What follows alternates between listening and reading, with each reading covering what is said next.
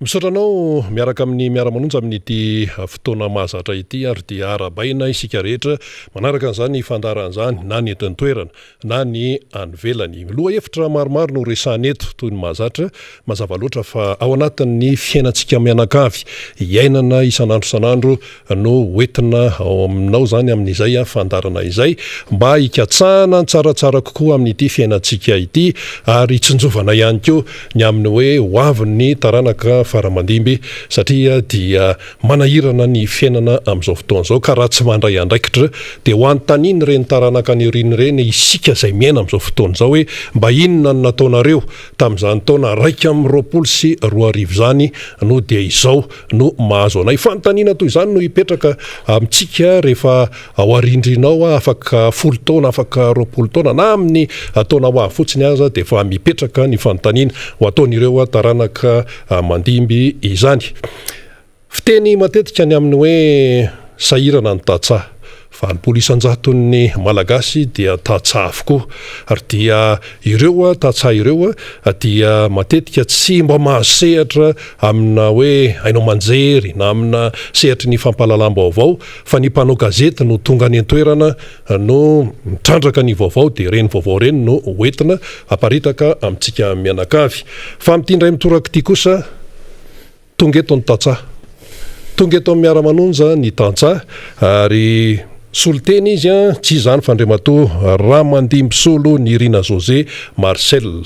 tena tantsaha izy ary miaina ao anatin'ny fambolena sy ny fiompiana azo atao hoe lavidavitra ihany satria avy any amin'ny distrikana Avaradrano izy any amin'ny commune Kadinandriana zany mandeha amin'ny lalam-pirenena fahatelo tonga eo ilafy eo amin'ny orinasa Somako dia mivily miakavanana dia any mandeha Metsinanana any dia any alobe any zay no atao hoe Kadinandriana ka dia faly miarabanao tompoko ny mpijery sy ny ekipa rehetra eto amin'ny Miara Manonja izany tonga aty nandeha bisikileta ndao ary Eny tompoko, misaotra ny mpijery amin'ny télévision Miara Manonja moa sy ny radio mihaino vaovao. Fa roa manaraka an'izany misaotra ny député jery ny tarainanay dia nanaiky hiara-iasa aminay ary nandray anay an-tanana. Député Avaradrano izy. Avaradrano izy.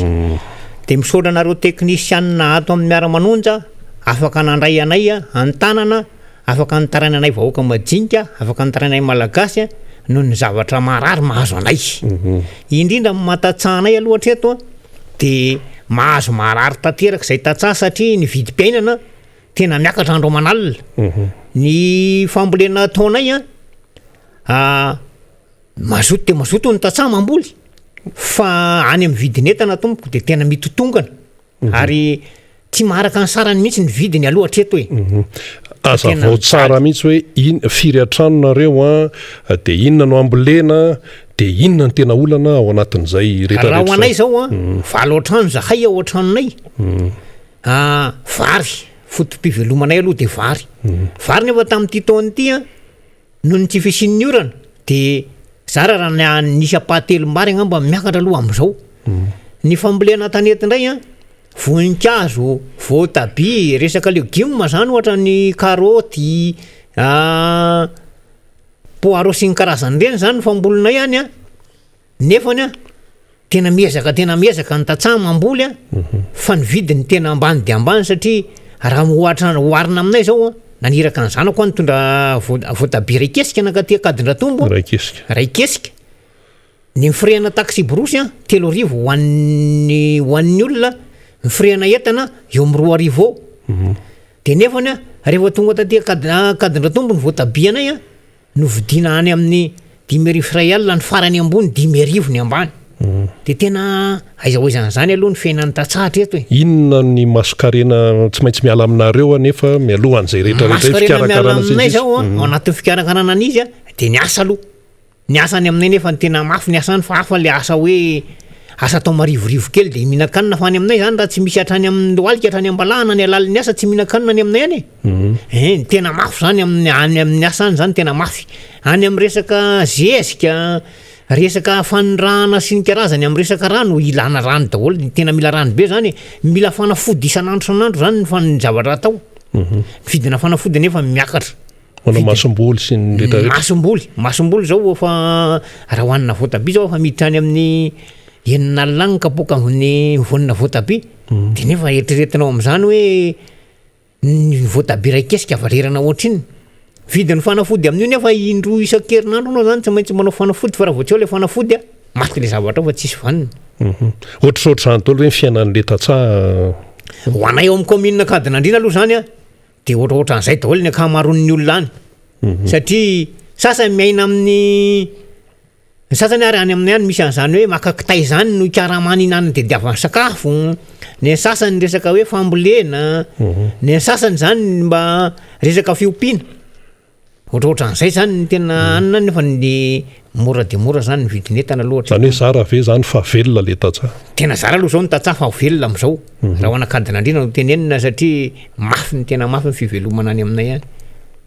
Ka manoloana an'izay rehetrarehetra izay nisy ny fampanantenana isan-karazany tamin'ireny propagande sy ny fotoanandron'ireny mba ahoana ny fandraisanareo an'ireny raha mampitànareo tamin'ny fotoana nanaovana an'ireny fampanantenana isan-karazan'ireny sy ny fiainana amin'izao fotoana izao. Ny nidina ve ilay fari-piainana sa misy mangirana sa ahoana tantara ao amin'ny mpiaino sy mpijery? Raha fitantarana ho an'ny mpiaino sy ho anareo tompon'andraikitra mandray anay hatreto aloha zao dia nisy ny fampanantenana natao tamin'ny andro nanaovana propaganda na ho an'ny filoham-pirenena na ho an'ny ratsamangaika ao anatiny dia efa samy name fampanantenana ho anakadinandriana. Ohatra inona ny fampanantenana? Ohatra hoe any amin'ny resaka zezika, resaka masomboly, hoe ho ampinonareo tantsaha sy ny sisa, hoe asiana ny fanampinan'ny tantsaha dia nefany hatramin'izao aloha zany raha ho anay dia mbola tsy nahita an'izany aloha izay hatreto fa miezaka ho anay personnel zay vao mahita. Tao anatin'ny 5 taona farany nanahoana fari-piainanareo valy mianaka? Raha ny olitra ny teo aloha zao ny fari-piainanay dia tena lasa sahirana zahay noho ny vidim-piainana misy dia tsy mamenatra anay no miteny fa sahirana zay eo anatin'ny tokantranonay aloha hatreto. Tianay zany manambara an'izany ho renin'ny olona, ho renin'ny indrindra mangataka ao anatin'ny fitondrana zay mba ho jerena mihitsy zany ny tantsaha aloha hatreto hoe aiza ny fampandehanana ny tantsaha, aiza ny fampandrosoana izay tika ve zany fa diso fanantenana nareo amin'ny toe-javatra misy? Zay aloha raha ho anay tena diso fanantenana aloha zay hatreto satria raha ny toe-javatra nampanantenana anay zay akory tsy dia hoe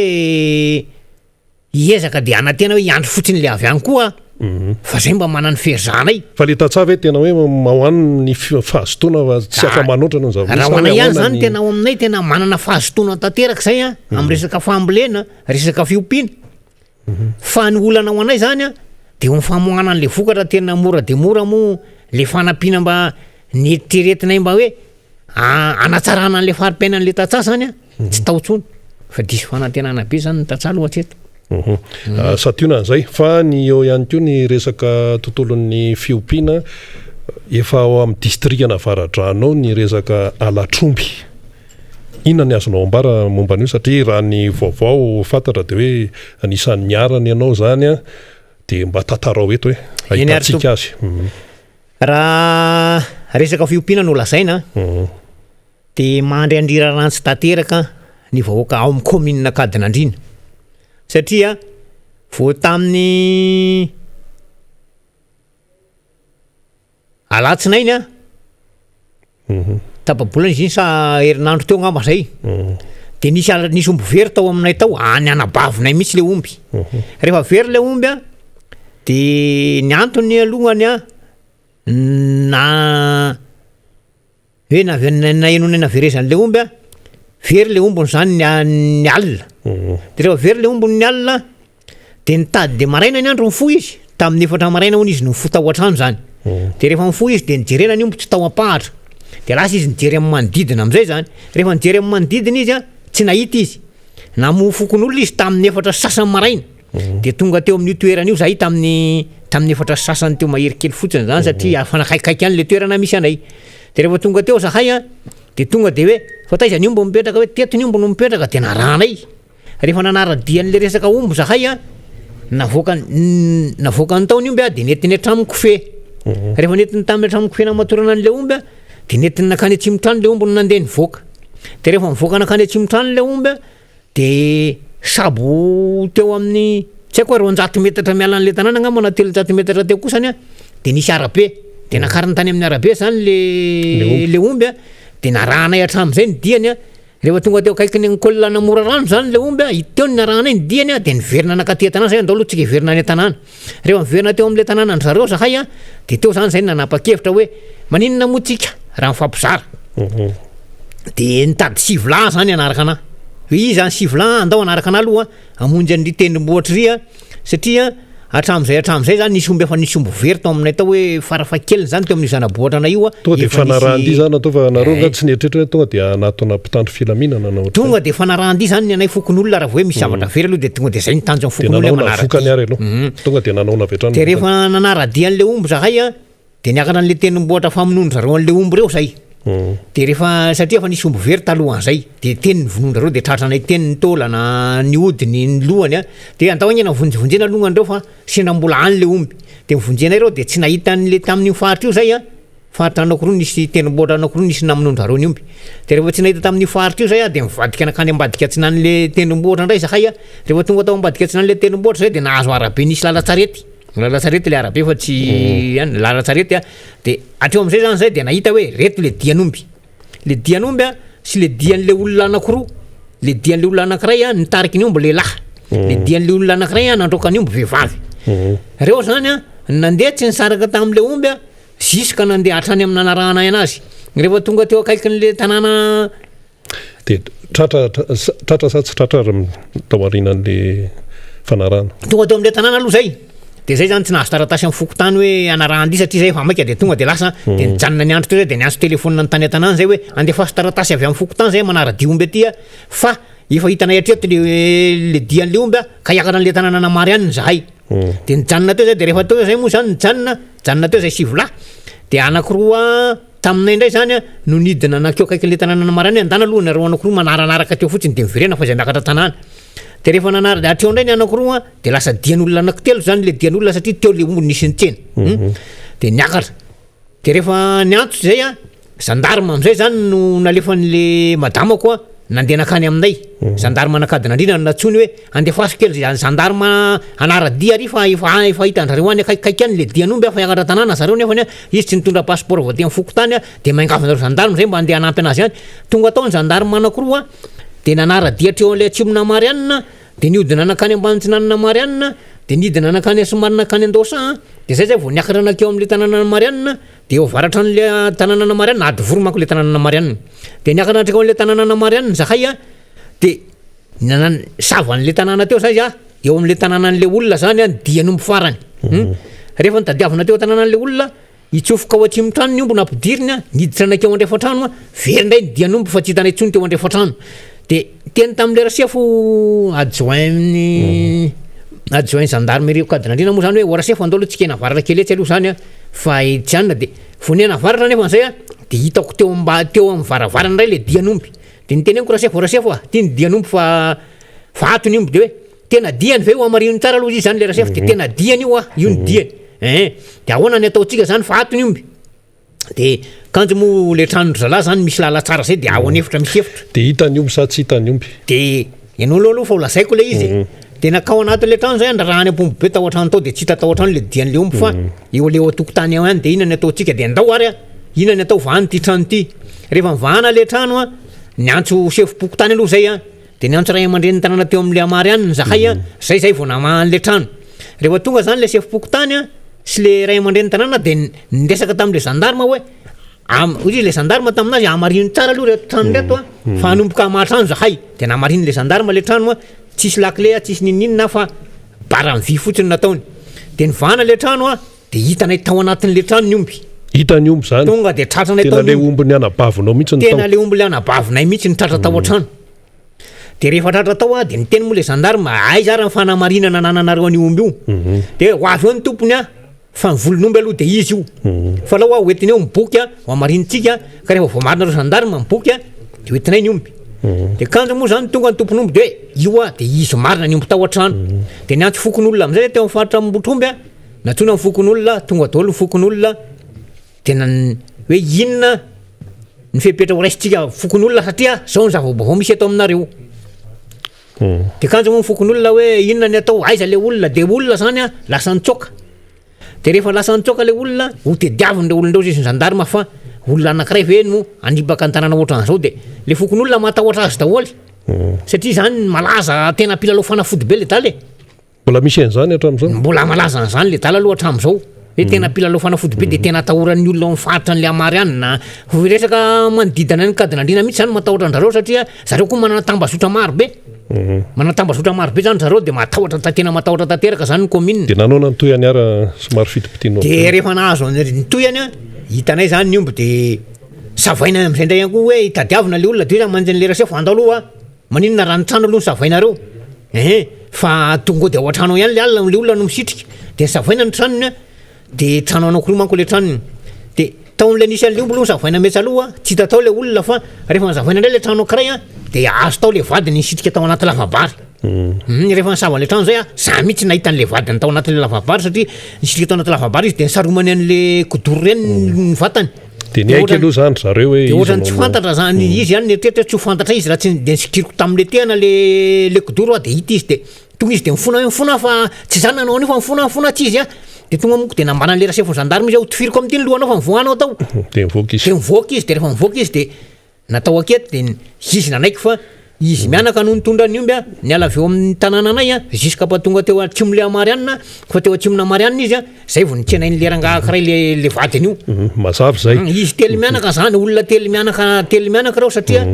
zanaky le raha matoa hafaray zany a le bandy niaraka nandroka anazy any ombiny fa izy a efa nanambady an'le tompony le tao am'le nangalana an'le omby ka ao anatin'izay rehetrarehetra zay hita ny omby sensiasensisa nanahoana ary ny lalana ny diavina amin'izay tao aorianan'izay inona ny tena hoe makarary anareo zany nisy toyany ve la raha sa tena nakarary anay tompoko de zao rehefa nitoy ny raharaha zay niakatra gendarme nanao aketiny gendarme nanao ny andraikiny nanao ny andraikitra tanteraka ny gendarme atao commune Kadinandrina fa tena voarainy gendarme ny andraikitra natao akety le izy mianaka fa lerangatsita de nitoy any amin'izay ny alatsinainy zany ny omby ny hitanay a de ny atalata zay natao akety tao amin'ny gendarme natao akety ny tompon'omby a natao akety ny mpangalatra natao akety zahay mpanara-diny omby de rehefa natao akety zay manaiky zahay fa zay ny nanara-diny omby ary zay ny nahita de natao akety ny tompon'omby hoe anao le omby very a de ana le omby very efa tratra ny ombinao a io tratra ny omby satria ny gendarme natratra anazy a fa reo mpangalatra reo mpangalatra reo nefa a mbola tsy ampy reo a fa izy akoroa reo a no nandrokan'ny omby a niala avy any aminay a fa ndrainy a le vadiny a no nitsena ny omby de nataony gendarme ny akety nanaiky zareo fa izy nangalatra nanaiky zareo fa izy nandroka nataony gendarme akety izy a nampiseho an'ny gendarme anay mihitsy ny akety nataony rehefa afaka ty amin'ny tribunal zay a hoe izy a no nandrokan'io omby io a ary ny vadiny de nantaniny le gendarme nantaniny sebe mihitsy le zanan'le nandrokan'io omby hoe efa fanaon'le ngafary io ve zavatra io de efa fanaony io ary efa nitonony daholo hoe ny omby teo ananina izy nangalatra ny omby teo roananina ny omby le tany an'le ampatora faritra mandrepamaky a izy nangalatra omby efa be dehibe zany nangalarin-jareo tsy afatry ny kisoa tsy afatry ny mangazo sonjo tsaramaso sy ny karazany de vita ny tany de niakatra ny atota taratasy ny rehetrarehetra de ahoana ny gendarme napakarina taty amin'ny fitsarana ny raharaha rehefa niakatra tao amin'ny fitsarana zahay a de no raisy ny fitsarana gendarme moa no nitondra amin'ny PV anay de niraisina amin'ny PV de ndanareo aloha mitsofoka ary a fa ao anareo a miandro fihetsona anareo de niandro tao zay mbaka ny gendarme efa rivariva ihany zay vao niraisina satria tany tamin'ny efatra tany zay avy any Kadinandrina vao niraisiny mpitsara de rehefa niraisina tao ndray zay a de nalefa ny hodikodina hoe ary amin'ny salina alohany de le salina nidiranay voalohany io zany tsy voatanako le numéro an'le varavarana fa ny sarana ampidiranay farany a tao amin'ny 120 rehefa tao amin'ny 120 zay a de inona no nataon'le mpitsara le mpangalatra telo aloha no nanotaniny rehefa nantaniny le mpangalatra asany fitsarana zany raha ny tena lalàna nefa mifahalalàna azy tokony le tompon'omby very aloha no nantanina vao le mpangalatra fa nantanina koa nefa nareo zay mbola tsy nantanina fa le mpangalatra aloha nantanina de rehefa nantaniny le mpangalatra le mpangalatra nefa niaiky de fa hoana nangalaranao anazy le izy angeo izy tsy naika ho angalariko fa naika ho afahako eny ka ao anatin'izay rehetrarehetra zay rehefa niainga ny tany akadanandrina nandeha ny dossier nandeha tany amin'ny fitsara tonga de inona le atao hoe inona le etaetanareo ary de oazavaiko tsara le etaetako aloha fa naninona no nanontaniana vavan'ny tokana fotsiny le tomponomby de navoakany naninona ny vavolombelona tsy nataon'ny mpitsara akesy nefa tokony mbola misy akesy miverina ingany amin'ny samy vain zany mbola misy akety miverina ny amin'ny samy vain zany fa maninona ny vavolombelona ny tsy nataony akety fa ny tomponomby nanontaniana fotsiny efa miverina avy ny ombonao de efa miverina tomponomby de andanina reo mivoaka de am'izay fotoana zay rehefa mivoaka de raha marina mba tokony ho tazomina aloha le mpangalatra satria efa trazam-bodromby izy fa tsy nitazomina le mpangalatra fa natsony daholo zahay rehetrarehetra avy any akadanandrina hoe midira daholo nareo de no ny zavatra tsy maripototra ozy izy ny zavatra tsy maripototra izomana ndretolondreto izy de afahana vonjy maika izy aloha fa misainkinareo no miverina eny ary zany marary anay zany hoe maninona le olona no efa tratrany ambodiombya raha nampiarina aminy aloha ny tena hoe aiza le lalany fa natao an'izany le olona malahelo zay zay nge mandrendriranantsy zao raha ny zavatra misy any aminay akadanandrina tena mandrendriranantsy zay eny ary zay zany no atao hoe sationana fitarainana hoentin'ny tatsary matory zareo avy any lavitra any ny tonga aty de tena hoe misy tokoa ny marary amin'ny fiainana isan'andro ary sationany ihany koa ny no tantarainy teo misaotranao Andriamatoa raha mandihy misolo ny rina José Marcel nitondra an'izay fanazavana zay atao hoe sationany moa zany fa ny fiainan'ny tatsaha zany de hitantsika amin'izany hoe mandrendriranantsy amin'ny tsy fandriampahalemana sahirana amin'ny resaka fambolena sy ny fiompiana kanefa ihany koa rehefa mandeha ny fiainana isan'andro dia karazany hoe tsy mahita letsony diso fanantenana tamin'ny fampanentanana isan-karazany amin'izy ireo dia izany no zava-misy fa ny tatsaha saika manerana Madagasikara dia ohatrohatr'izany daholo no iainany misaotranao nitondra an'izay fanazavana sy atao hoe fijoroana vavolombelona izay mitoy ihany ny fandarantsika ao anatin'izao Miara Manonja izao iresaka lafin-javatra hafa indray isika miaraka amin'ny namana faniry satria dia aniolo zany no manomboka nylay fivoriana tsy ara-potoana eo anivon'ny Ateny Miera pirenena iresahana sy jerena momba n'ilay hoe ratification tamin'ilay fotoana de be dia be ny fanontaniana mipetraka miaraba amin'ny faniry aloha efa vonimboniny ianao dia hoentinao indray ary ny toy amin'ny fandarantsika faniry eny ary de miaraba antsika mpanaraka ny Miara Manonja maneran-tany amin'ity andro anio ity fahatelo ny volana Aogositra 2024 androany zany no hanatanterahana ny fanazavana zay nentin'ny rina rabe mananjara teo hoe nahatsona hiatrika amin'ny fivoriana tsy ara-potoana ny eo anivon'ny Ateny Miera pirenena ary dia ho hitantsika eo zay satria tsy maintsy mandalo ny eo anivon'ny Ateny Miera pirenena ny fakatoavana zay findramam-bola tahaka ireny na après na don zany arak'izay fomba fikirakirana ny lalàna eo amin'ny sehatra ambony be tahaka itony satria dia hain'ny firenena malagasy zany findramam-bola zany eo anatrehan'ny banky iraisam-pirenena 480 millions de dollars no hanaovana izay fangatahana ny fakatoavany eo anivon'ny parlementa rotota izay mbola ho avy eo resolombamboaka iresaka an'izany fa ny vaovao ihany koa zany dia samy nahatsapa zany tsika raha ny fanazavana sy ny fantatra omaly tamin'ny angom-baovao zany sy tamin'ny fahitalavitra dia nisy zany fanazavana fa dia ny fiandrasana lay dozy na fatra faharoa ny AstraZeneca Covishield isika amin'izao fotoana zao an'izay efa nahavita ny fatra voalohany zany amin'izay Covishield izay ny Johnson tamin'ny fa 17 volana Jolay nefa tafiditra teto Madagasikara saingy andro maromaro aty aoriantsika amin'izao fotoana zao mbola tsy mandeha zany Johnson zany fa raha ny voalaza dia miandry anty AstraZeneca ity lay fandrindrana asa mihitsy eo amin'ny fitondrana ankapobeny no manahirina antsika eo anatin'ilay satria dia tonga ny Johnson nefa efa fantatra fa ny volana Aogositra sy ny volana Septambra no hanaovana ny deuxième dose na ny fatra faharoa zany amin'ilay Covishield na AstraZeneca zay nisy moa zany karazana tsy de firarahina teo amin'ny fitondram-panjakana tamin'ity AstraZeneca ity na Covishield ny fitondram-panjakana hatreny am-boalohany misy de fa nampiseho ny tsy fahavononana hiatrika an'izany vaccin vaksiny zany ary efa nambaranga filomo zany nambarandreo manodidididina azy ny amin'ny hoe dia ny CVO sy ireo mety remedy tsotsotra no tiatiako ny fanjakana sy ireo mpanaradia azy fa ny vaksiny zany dia tsy de tena sota am'izay na tsy de tena hoe natoky ny am'izay hoe hiatrehana ny COVID-19 izay de nampifanindrina indray amin'ny fahatongavan'izany satria fa fantatra fa hiditra ny fiandohany volana Aogositra ty le Aogositra de tonga indray le Johnson kanefa mbola tsy nampiarina am'izao fotoana zao fa raha ny vao fantatra aloha zany dia ny Johnson efa nisy any solombabôka napahafantatra azy fa hoe nisy tam'ireo mpitondra fanjakana sy akaiky ny mpitondra fanjakana nefa nanao zany vaksiny Johnson zany teto Madagasikara ary ity Johnson ity no metimety kokoa ho an'ireo zay mpiaradia amin'ny fitondram-panjakana zany hitantsika daholo zany safidy moa ny vaksiny fa na izany na zany aza eo am'ilay fomba fiasa eo am'ilay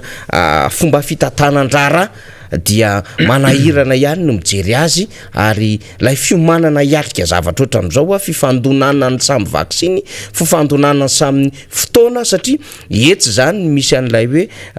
olona cible hiatrika zany de manahirana antsika ihany mbola resantsika zay rehefa misy fotoana rehefa aveo fa am'izao fotoana zao aloha tsika dia efa hiatrika indray am'ilay hoe adevitra ifanaovana ny namana ka ny député Jerry zay voafidy teo amin'ny district Navaradrano no hiara-dalana amitsika eto atao anatin'ny andro vitsivitsy tsy tafaraka tamintsika député Jerry no ny antony mbola ho resantsika eo zany satria dia nanandraikitra ihany koa izy tany amin'izany faritra tsinana zany antanitsika izy ahoana ny zava-misy indrindrandrindra ny lalana any amin'ny faritra tsinana iny fa teo aloha tsika de tena niezaka satria zay ny tena ezaka ataony ty Miara Manonja ty hoe apiteny andreo sehatra rehetrarehetra zay tena tokony hisehatra tokony hiteny ao anatin'izao raharaha zao mba ho tsapany rehetra hoe misy tena marary ny vahoaka malagasy mihitsy any naizanaiza sehatra misy azy ka tena nomentsika voninahitra ny tatsaha mentsika tena anjara fotoana teto zany tatsaha zany tena hoe milaza marary azy ny tatsaha rehefa andresadresaka moa zay tamin'izy ireo mialohan'ny atokavana teto amin'ny plateau de hoe tsy zakanay tsony le fiainana zay iananay zany hoe tsy maintsy miasa zay tsy maintsy manao zay ezaka rehetrarehetra tandry fiainana zay fa tsy afaka mipetrapotsiny am'izay satria tsy afaka ny angalatra zay fa ny fiainana iananay de tsy zakanay tsony satria miakatra daholo masoko arena amin'ny alalan'ireo asa fambolena ataonay na voly tsotra io na legioma na vary na voly voninkazo tahaky mahampalaza anakadina andriny tsy zaka na njezika tsy zaka ihany koa eo am'ireo fanafody izay etrehana zany ary maro ny alafina masom-bolo samy hafa dia mampitaraina ny tatsaha de misy fiantraikany zany satria raha ny fantatra dia efa lay fianarana mihitsy no voadohana satria de misy fandoavana 9,000 isam-bolana ary de mitaraina zareo hoe zany 9,000 zany de mafy be aminay ary tsy zakanay 9,000 ariary tompoko lasy tompoko vavy mampitaraina ary mbola nambaran'izy ireo hoe ny fiainana iainana isan'andro san'andro na io kafe sotroana io ara dia raiky apokany voakafe dia avidina 4,000 ny fefany amin'ny siramamy dia avidina 1,000 ariary ny fefany na 5,000 francs ny fefany siramamy zany hoe tsika omaly de efa ntanisany zava-misy iainany vahoaka hoe zao ny iainany vahoaka malagasy no ity fitondram-panjakany ity no ty tsy firarahiny ity de androantsika nitondra vavolombelony zava-misy any ambany vohatra mihitsy ary zany zavatra resantsika zany de ndeo ataontsika hoe tsy 100 kilometatra miala anatina Antananarivo renivohitra tsy 20 kilometatra miala anatananarivo renivohitra fa ataontsika manodidididina ny 20 na 20 na 30 kilometatra akory ny ary no misy an'izany ary efa fampolony ny omby very tamina tanàna kely ray marary ny tatsaha zany tompolasy tompoko asa ve takatsika ve zay endrika sy fitarainana zava-misy indrindrandrindra isika diaspora ny ivelany hoe zany no manjosy mahazo ny piraitan-drazana amintsika malagasy am'izao fotoana zao tsapany fitondram-panjakana ve zany vokatry ny fampanantenana diso sy tsy fahaizana mitantana tsy fahaizana mitondra ataonareo mpitondra fanjakana am'izao fotoana izao nareo moa variana miaro ny tenanareo mivarina miservira ny olona zay mety akaikikaiky anareo na mety ho patron anareo ao anatin'izao fitantanana ny raharam-panjakana zao fa tsy mitodika any an'ilay vahoaka malagasy zay tena miandry vokatra aminareo mbola resaka am'izay tsika rehefa aveo hoe inona io zava-misy ao anaty fitondram-panjakana io indrindrandrindra ny ainga tam'izao ady hevitra lehibe mikasika hoe fanana ary be zany geste barrière sy ny hoe fikajina zay fahasalamana zay de tsy afaka napiditra ny reo ampizaika zay tsy hita ao anatin'ny fisoratana anarina tsony isika député Jerry abaina aloha na vita somatsara ny atsimo tsy nanana atsimo zany satria samihafa ny avaratra dia aty avavatenina Fenerive-Est Soaneranivongo Mananara Malanjetra fa ny ilany atsimo amin'ny faritry Tomasina dia aty Vatomandry Manoro Atanambomanampotsy dia aty Marolambo ka tany Vatomandry ianao inona ny voandalina député Jerry ya misaotra betsaka na amin'ny fitenenana ary manatitra trany ny eto Madagasikara ihany koa narovany amin'ny faritra ihany koa indrindrandrindra ny vahoaka navakadrano zay manaraka zao fandarana zao dia miaramba manokana anareo ihany koa ny tenako marina tokoa fahombiazana zay nieritreretiny zavatra fa mbola anaramaso tsika andinitsika inona mahasoa vahoaka malagasy ary zavatra ohatrandre zany tsy azo dina tsy hita na tsy azo dina tsy fantatra fa misy amin'ny anamanjery sasany de tsy namoaka ny zavatra iny nefa zavatra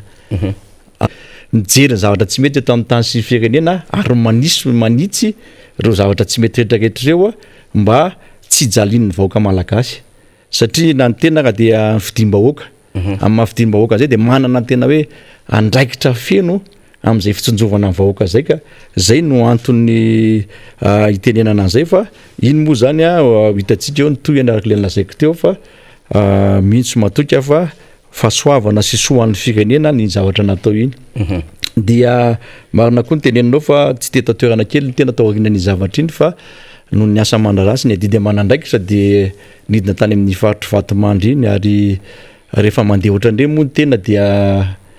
tsy maintsy miheno foana ny etahita amin'ny vahoaka sy ny zavatra marary amin'ny vahoaka amin'ny madéputé de Madagasikara ny tena marina fa voavita eto amin'ny district Navakadrano ary tsara zavaina ihany hoe inona marina moa zany tena andraikitry ny député inona marina tena asan'ny député satria io manko manahirana kely amin'ny olona zay atao hoe efa diso-doty loatra am'le mialatsiny am'le fitenena am'le diso tena hoe sahirana loatra le vahoaka am'le fahantrana de lasa itenenana zavatra de ohatrany hoe marina am'le olona na zavatra tsy marina ary tiano tenenina de hoe ny solombavam-bahoaka dia tsy mpanao asa mipanatanteraka ny solombavam-bahoaka tsy mpanao fotodrafitr'asa solombavam-bahoaka tsy mpanao lalana ny asan'ny solombavam-bahoaka de tena hoe mieno ny etahita amin'ny vahoaka ny fotony de mitondra an'izay any amin'ny mpanatanteraka de manara-maso ny ara-mpanatanteraka de manao lalàna zay lalàna tonga ao amin'io anteny meram-pirenena io ka ny solombavam-bahoaka zany ry vahoaka malagasy dia tsy mpanao asa eny amin'ny atao hoe anao école nanao barazy nanao lalana nanao trano trano-panjakana na tsy fantatra fa tena hoe zay ny asan'ny solombavam-bahoaka manara-maso ny mpanatanteraka ka tsara itsy zay satria lasa mifamaty alasan'ny solombavam-bahoaka am'izao fotoana zao eritreretiny olo hoe mpanao trano na mpanao école na mpanao lalana dia tsara zay zavatra iny azavaina ya ny fitarainana azo tany na ny atao hoe fahitana ny fiainan'ny vahoaka andavanandro dia tena sahirana mahantra le vahoaka ary tovy amin'ny zavatra nytenen'ny ranamana teo nandray fitenenana teo zay nitondra zay hitahitan'izay fa tena mifofotra tena miasa vidinjesika lafo nefa le vokatra azo avy eo amidy vidian'ny olona mora ny olana am'zareo zany de le olona mividy an'le vokatra no tsy misy na misy ara le olona mividy an'le vokatra de tsy araka ny tokony vidy le vidanan'le mpividy vokatra eny fotony zany zany zany tena anisany hoe mampalaila reo tantsara tena tsisy mpijery am'izao fotoana zao tsisy mpahita satria fanjakana moa rahantsika mahita fa tsy tena tsy ao anatin'ny laram-pamehan'ny fanjakana loatra zay atao hoe fijerevana manokana ny tantsaha ary hita mihitsy am'le fitaraina vahoaka am'izao fotoana zao fa tena sahirana ny tantsaha nefa io moa fa niteneniko hoe valopolo isanjato ny tantsaha ngeta Madagasikara tantsaha daholo ny valopolo isanjato ny vahoaka malagasy reny olo reny zany tokony hojerena manokana mena sehatra manokana mba ahafahany izy ireo mivelona ary raha tantsara koa no ampiana miaina amin'ny fahantrany vahoaka eto Madagasikara fa io moa tsy anjarako no manao an'izay zavatra rehefa amin'ny solombavam-bahoaka ny tena nefa de tsy hainy tena tsy hiteny hoe tokony hojerena mihitsy ireo tantsara ireo tokony jerena ny resaka fambolena sy fifimpiana eto amin'ity Madagasikara ity satria raha nytenen'le namana teo aloha teo avy any amin'ny commune Kadinandrindra de niona tamiko mihitsy ireo olo eo ary nangataka mihitsy député tena ohatr' zao zavatra mahazo anay ty ohatr' zao de izy mihitsy nyteny hoe raha mba azo atao député le lafina faladianao aloha zay niaina le zavatra sy zay nahita le zavatra tsy nianao teny am'liza niaina manjery satria tsisy miendro zareo ka rehefa tsisy miendro zay zareo dia sehatra anankiray zany tony Miara Manonja tsony mba afahantsika mapita ny etahitan'ireo vahoaka ireo vatana mihitsy mba enon'ny olona zay tokony hiatefany zay atao hoe etahitan'ireo vahoaka ireo zay zany akoatrany ihany koa ny hoe asa mahasolom-bavam-bahoaka ny tena de mandray andraikitra ihany koa ny tena mijery ahoana ny tokony vahaolana atao amin'reto vahoaka reto sy ny zavatra tokony hijerevana an'ireo anareo zay eo ihany fa ny atao hoe lalana ihany koa miala eto Antananarivo mandrapatonga eny Antsampanana faniry de tena anisan'ny tena mampikaikaiky an'ireo mpitatitra ao amin'iny lalan'ny Tamatavy iny satria anisan'ny tena mampisolitra ny vidin'entana eto Antananarivo ny faratsian'iny lalana iny satria raha ny resaka réparation reny tomobile miasa eny reny camion miasa eny reny de tena mitombo avo roa eny avy telo eny ny zavatra amboarina amin'le tomobile isaky mavita voyage fa tsotra n'le lalana tsara teo aloha zany ka tokony hojereny fanjakana mihitsy hoe ahoana ny fomba afahany mamita ny lalana iny ary raha fahazamoko azy hoe reny zavatra reny tokony tsy hotantarena ety amin'ny majery ty tsony fa tokony isy ataona ny resaka entretien routier zany efa tokony efa mandeha ho azy zany efa misy budget natokana ho an'izany nefa am'izao fotoana zao maninona zany zavatra zany no hoe ohatra hoe jerena fotsiny zany le lalana mety misy any hoe fanamboarana any Brickaville makany Tamatavy nefa za mino fa mandrapavitany any Brickaville makany Tamatavy fa potika ny eto tsapanana mandrapatonga ty Antananarivo zakandriny zany tena enjana be zany député raha tomobile kely aloha de teny an'ny olona mpanao vakansa mihitsy hoe aloha de mandeha mora fa raha milatsaka amin'izany lavaka zany tonga de taraiky eo ampovoan'ny arabe satria le lavaka tsy hitanao mihitsy fa anatina aloka izy de tonga de misy lavaka ao 4x4 raha sahirana mandeha am'le lalana sy ny camion dia zay zany no tsara ampitaina amin'izay tompona andraikitra amin'ny vatany ihany koa satria tena mijaly ireo mpitatitra reo ary anisan'izany no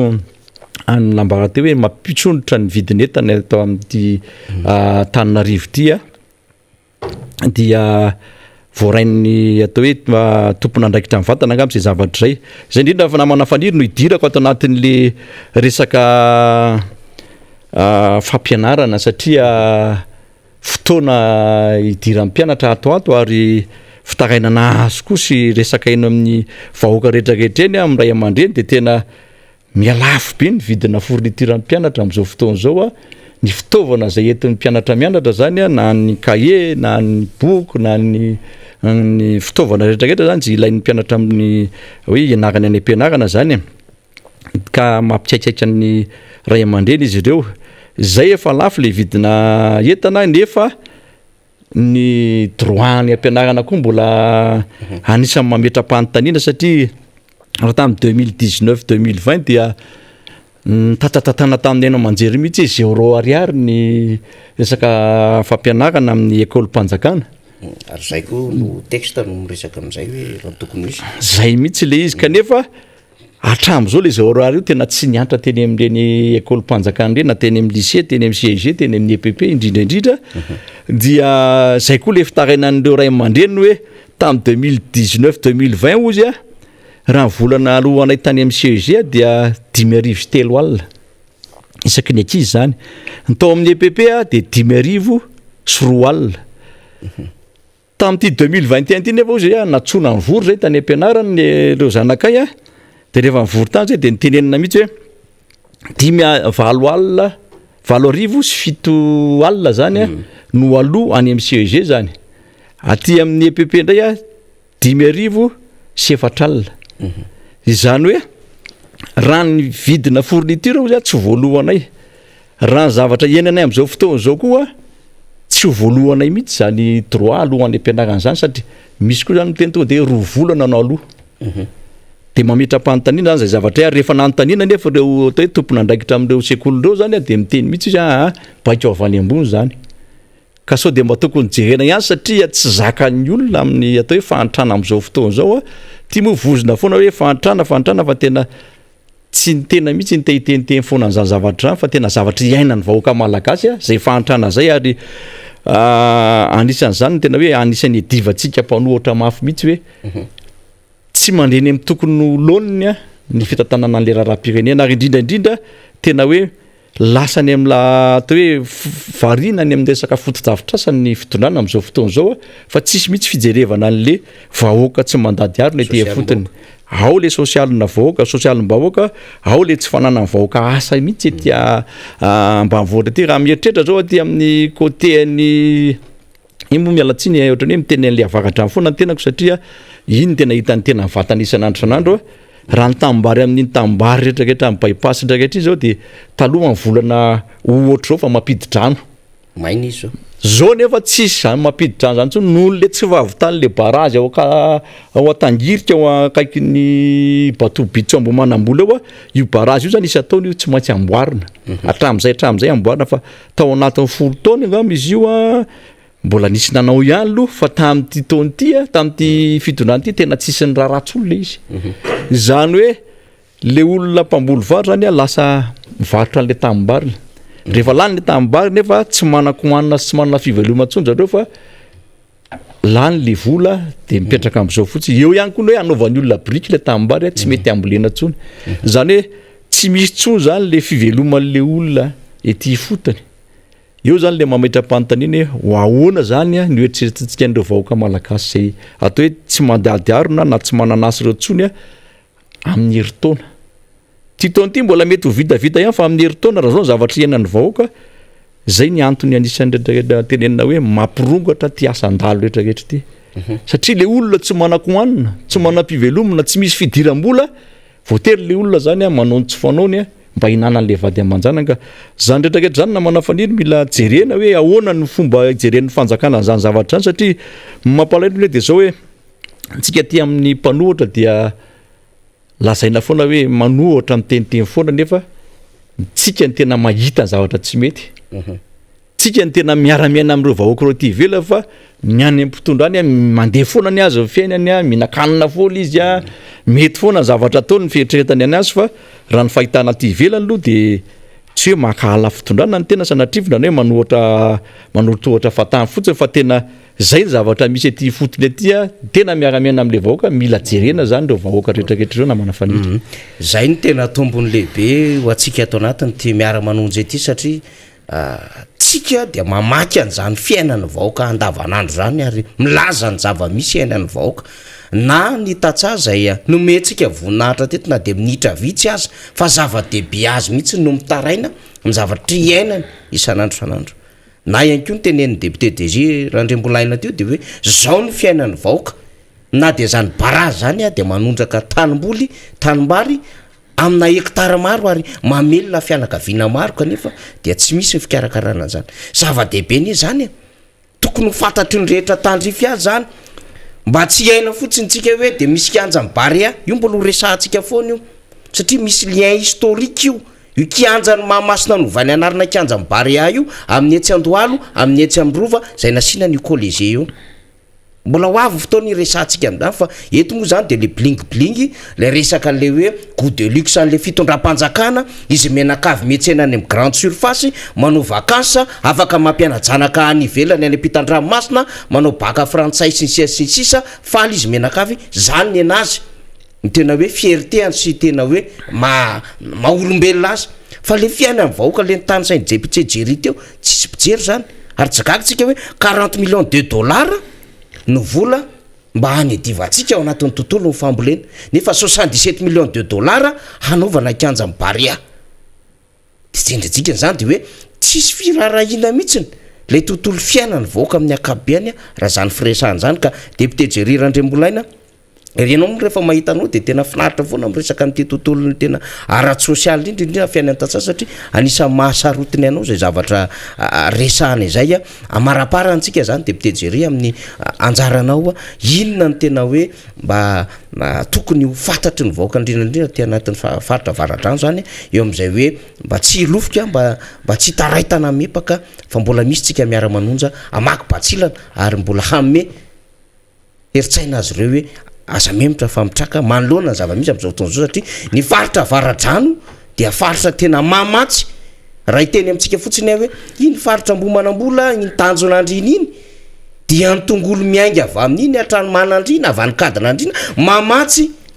anioa tomasina io ary amina taonina isan'andro ny filany vahoaka ny tomasina zany tongolo maintso zany fotsiny kanefa raha tsy mihetsika tsy miasa le tatsa inona ny zava-misy depute jere zay indrindra no anitanana ny vahoaka foana moa zany amin'ny faritra varatrano iny ary mino fa tsy any faritra varatrano ihany fa era Madagasikara hoe isika rehetrarehetra ny amin'ny tontolo ambanivohitra iny aloha miezaka amin'ny fambolena miezaka amin'ny fiompiana fa reny no hanavitra antsika amin'ny fiainana aloha amin'izao fotoana izao fa raha fanjakana no andrasantsika dia tsy hisy mihitsy zany fanampiana avy any fanjakana zany amin'ny resaka tontolo ambanivohitra amin'ny resaka sosialy vahoaka amin'ny resaka fambolena ihany koa sy ny fiompiana zany ao anatin'izay zavatra raika zay ny anetanana ny vahoaka alohantsika miezaka foana tsy milavolefina amin'ny resaka fambolena mikaroka foana koa tsika ahoana ny fomba ahafahantsika mijery lalam-barotra fa io mo rehefa tena miezaka tsika rehetrarehetra dia ahita zay atao hoe valiko asasaran'izay foana amin'ny fiainana ka namana faniry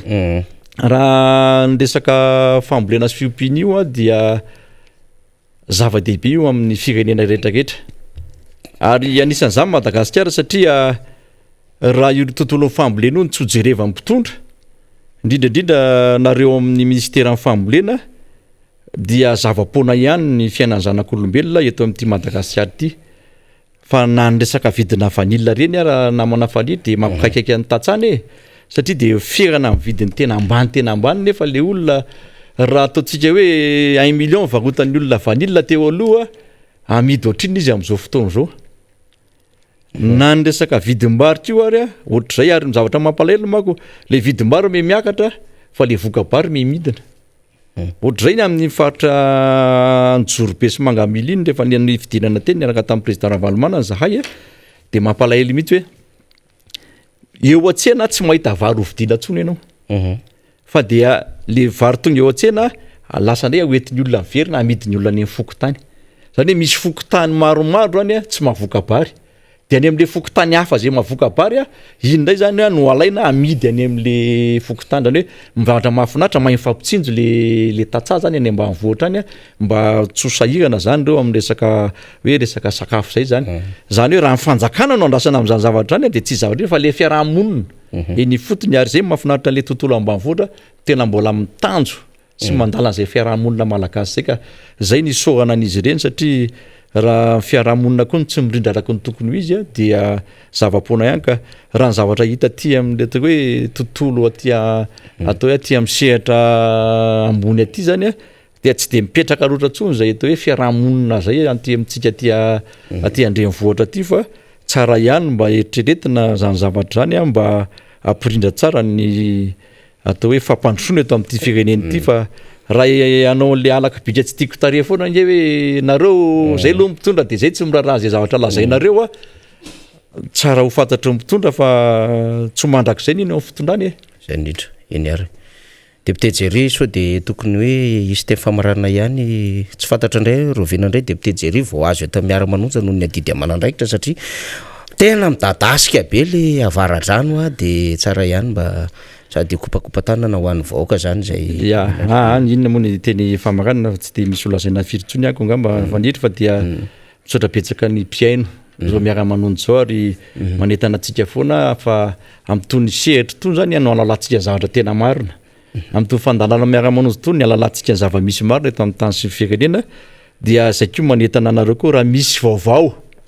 enonareo na zavatra mety manahirana eny amin'ny commune na any amin'ny fokotany misy anareo na any amin'ny faritra nareo avy any amin'ny faritra ihany koa dia ampitao eto aminay fa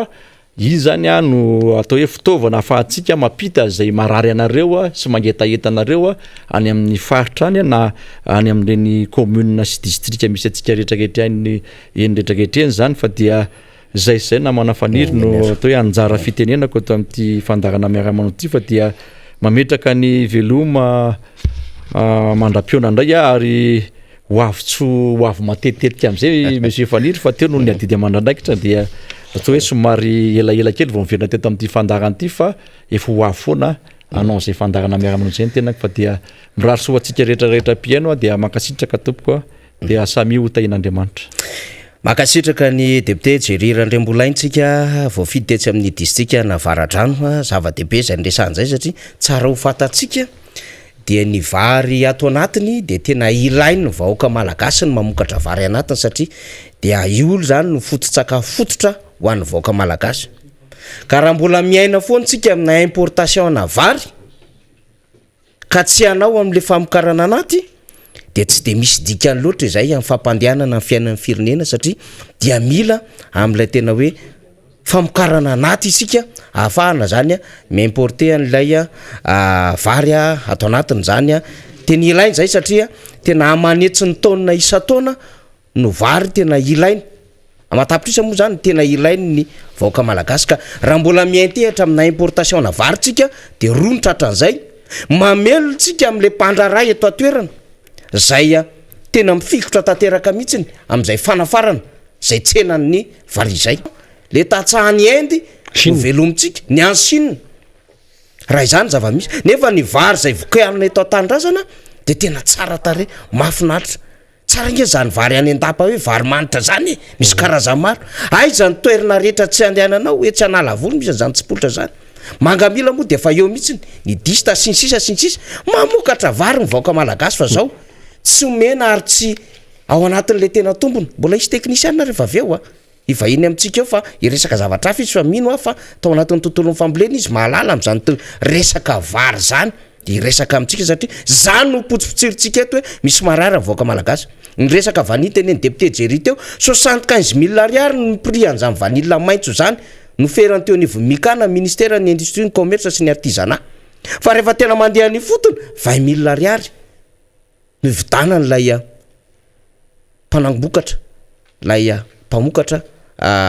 mpanondrana zany vanille zany zay mbola ho préparena rehefa aveo ho vanille masaka zany hoe mbola tatsahany mpamokatra izany fa tsy hoe ny olona ty anaty barao mpamokatra an'izany vanille zany tsy hoe reo staff ministère reo inspecteur na reo conseiller technique na reo chargé de mission na reo attaché de presse na chef cab na dircab mpamokatra vary sy vanille fa nitatsaha fa zao tsy ampy ny firarahina sy ny fitsonjovana an'ireny de miantobilina sasatra sahirana de mitotona ny tany zava-misy eto Madagasikara Riana Rabe Mananjara maro zany tenen'ny faniry zany fa raha itsina ny resaka faniry raha hoe miresaka vary ianao raha ohatra ka tena hoe ho atao le izy raha ohatra tena hoe hojerena ny tena vahaolana vita io fa raha tsy misy zay le finiavan'izay dia mbola eto foana tsika mbola hanafatra vary sy ny lava eto dia araka ny tenin'ny faniry teo hoe lasa mamelona ny Sinoa, lasa mamelona ny Congo, lasa mamelona ny Vietnam sy ireo firenena hanafarana vary eo kanefa i Madagasikara dia anisan'ny firenena tena tany amin'ny lohan'ny tany aloha zany amin'izay hoe famokarana vary zay fa andray vahiny manaraka sika satria moa ny fiainam-pirenena tsy maintsy mandeha foana ary ny atoko politika manana andraikitra lehibe ao anatin'izany rehetrarehetra zany ny dokotera Stelanony Aina raha vao miteny izany anaran'izany tsika dia ny antoko tiako Madagasikara no ao an-tsaina voalohany zany ary dia ny atoko politika ny atoko tiako Madagasikara manana ny maizy azy izany atoko izany efa diso fantatry ny besin'ny maro loatra ary ny tena mampiavaka ny tiako Madagasikara araka ny tenen'ny olona dokotera Stelanony Aina dia atoko voasedra atoko manana foto-kevitra zany anisan'ny tenen'ny olona zany dia tanterinay mpanao gazety faly miarabanao aloary miaraba namana Riana Rabe Mananjara ary miaraba ihany koa ny mpiaino rehetrarehetra na aiza toerana misy azy sy mpijery faly sy ny mpijery azafady faly tafahoana eto amin'ity plateau ity araka ny voalazanao teo moa dia hoe mpikatroko atoko tiako Madagasikara ny tenako ary tsy sanatria rerehana zany fa mba anisan'ny de première heure angamba anomboka 2002 ny tenanay zao nefa tiako Madagasikara mandrakitsika zao miteny zao amin'ny taona ambony tsika dia ankalaza ny 20 taona ny atoko zay indritra ary minsy manateny tsika fa atao amin'ny fomba manetriketrika zany fa tamin'ity moa hita le hoe amena ara-pahasalamana dia ny zana ny tsotsorona kanefa manana ny maizy azy ny fankalazana amin'ny 20 taona ny tantarany antoko tiako Madagasikara no toky avotra eto satria maro ankehitriny ny olona no mamendro fendro dia lasa maro ireo mpikambana no savorovoro hoe inona marina moa zany ny tena tanjona sy lalana ataontsika ato amin'ny antoko tiako Madagasikara. Raha izay 20 taona na 20 taona zay vavolombelona ny tenako dia maro ny zavatra ny famaofao, nisy ny tsara, nisy ny nampalahelo, kanefa araka ny voalazanao teo ny antoko tiako Madagasikara dia nijoro ary nanana na izy azy, antoko mbola tahorana eto amin'ity Madagasikara ity. Nisy ny niditra, nisy ny nivoaka. Fa zany rehetrarehetra zany tsy nampotsina ny hoe tanjaka tiako Madagasikara ny tiako Madagasikara. Ny antony nanana ny tiako Madagasikara an'izay dia mifanana ny fitsipy fifehezana ary indrindra koa dia natiana na tsy tiana dia mifanana ny filohan'ny antoko, ny filoha Marc Ravalomanana an'le hoe fermeté izay ilaina zany ao anaty antoko. Raha mpikambanao anaty antoko ianao ny tsy afaka hanaja na hanaraka ny hevitra na ny toromarika amen'ny mpitarika anao dia somary mahavalalana ihany mieritreritra an'izay na manarina. Fa mety misy ngamba no sahirana amin'izay le hoe fermeté na autorité ananan'ny président zay, fa matoa ny antoko tiako Madagasikara manana ny maha izy azy hatramin'izay ka hatramin'izao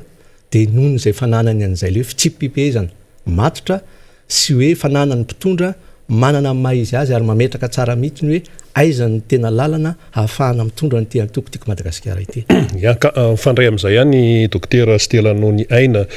inona ny tokony hoe ananany zany olona hoe hiditra amina atoko zany. Raha raisitsika zany zao hoe ny tiako Madagasikara hoe raha misy olona hiditra ao dia inona ny tokony hoe ao an-tsaina rehefa hoe hiditra atoko politika, hiditra tiako Madagasikara. Saotranao namana tena tsara fipetraka le fanontaniana. Io moa le hoe raha mialatsiny raha miteny vahiny dia hoe comportement sy attitude. Tokony ananan'ny olona anankiray rehefa miditra ao anatin'ny antoko izy. Betsaka ny antoko eto Madagasikara, antoko politika. Fa anjaranao no misafidy. Ohatran'ny tenako zany zao aloha tsy mbola niditra antoko politika hatramin'izay fa tamin'ny 2002 niditra dia tsy niala tao hatramin'izao aloha. Satria inona ny antony? Voalohany indrindra aloha resy lahatra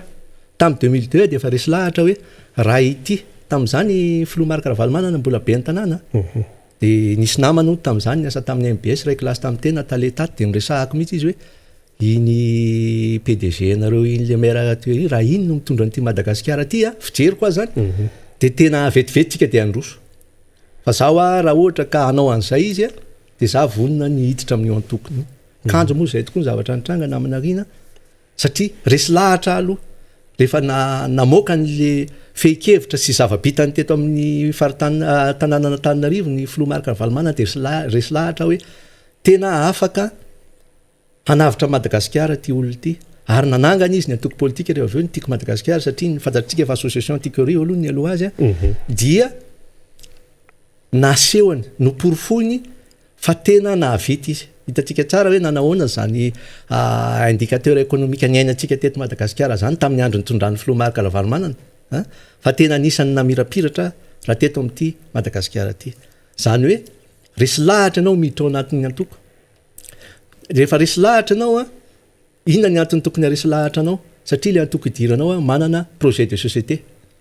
Hitantsika tsara fa ny team dia nanana n'iny mapy 1 iny. Rehefa tamin'ny 2018 moa tsika dia namoaka ny mapy 2 fa voapirofo eran-tany ary voapirofo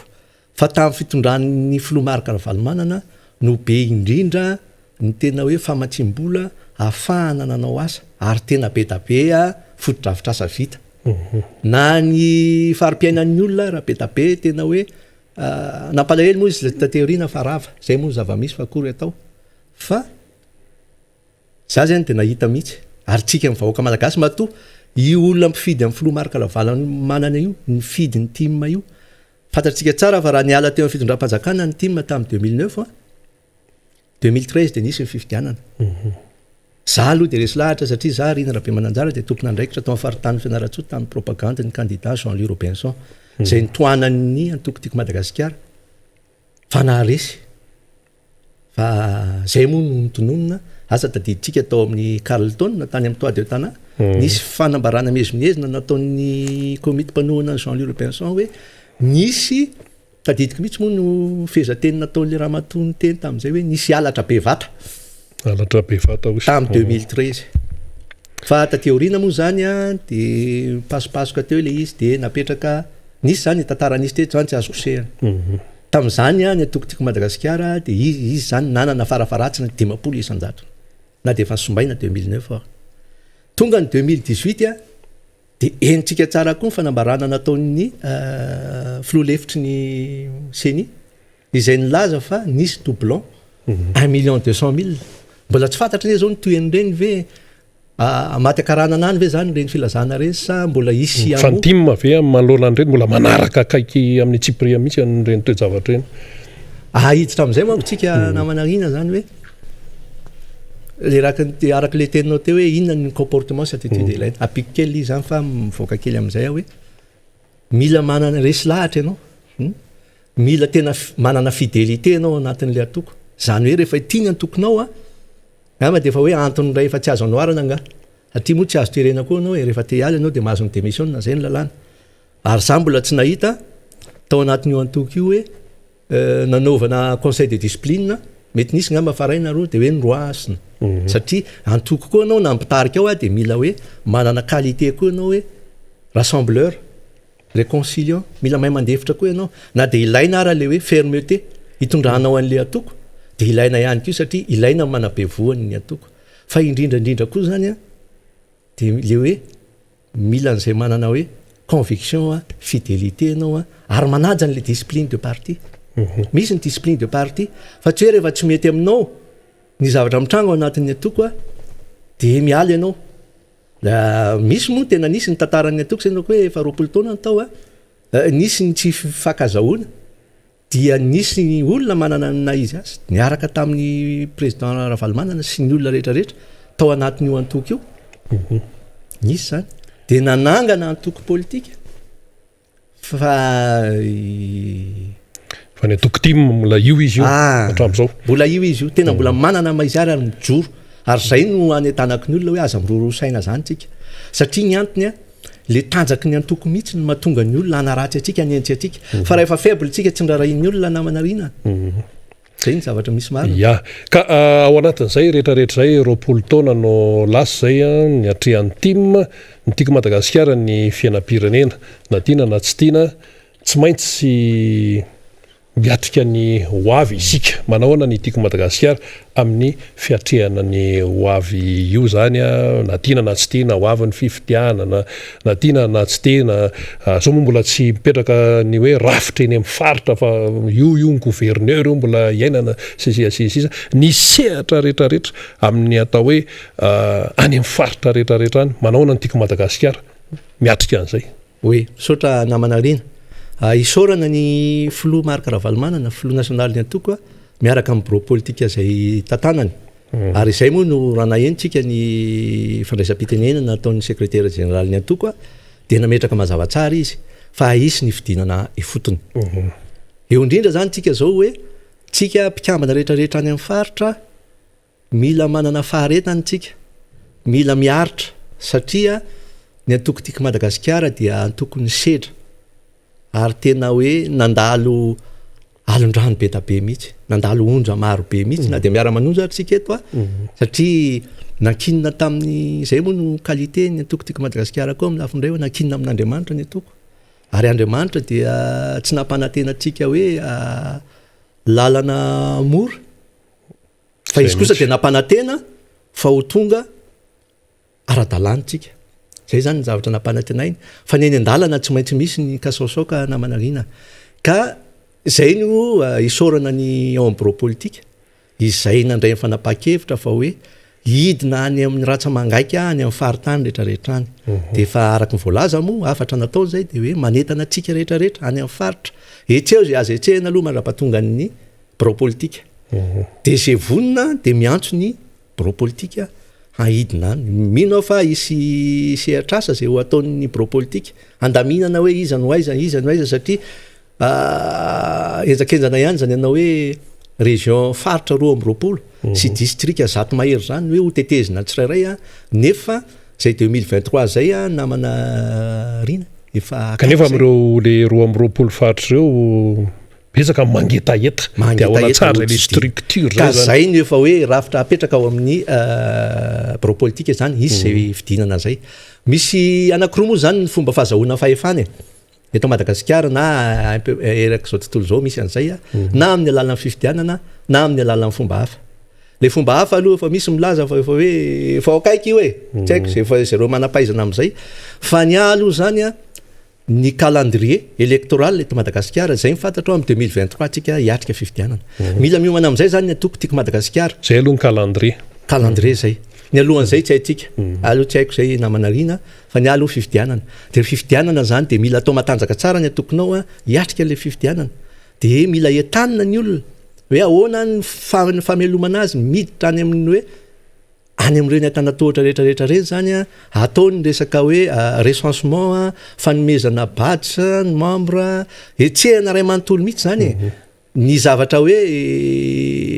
soroana fotsiny de hoe tandremo sao de variana manao tavitrondro ao anaty kovety tsika tiako Madagasikara azavaiko ny hevitra le hoe trondro ao anaty koveta zany de hoe efa reo ny atsika tsy ho aiza eo reo fa atsika foana reo de reo no atavizina nefa rehefa tonga amin'ny fifidianana na manarina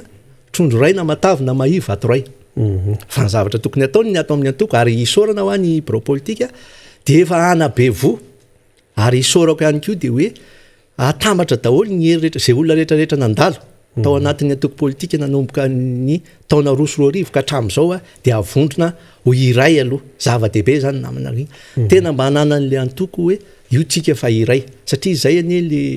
araka ny voalazako teo anie hoe nisy niditra de nisy mivoaka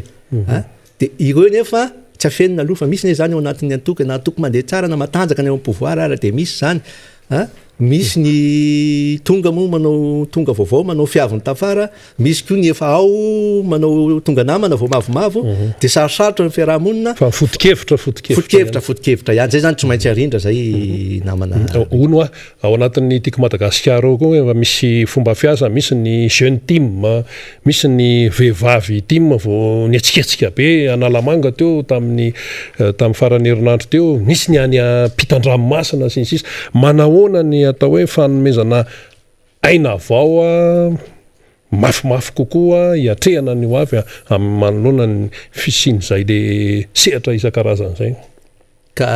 ny rafitry ny antoko moa de misy an'izay sampana zay zany hoe ny antoko zany de misy le antoko reny ny tiako Madagasikara fa manana sampana izy de ny sampana vehivavy ary ny sampana tanora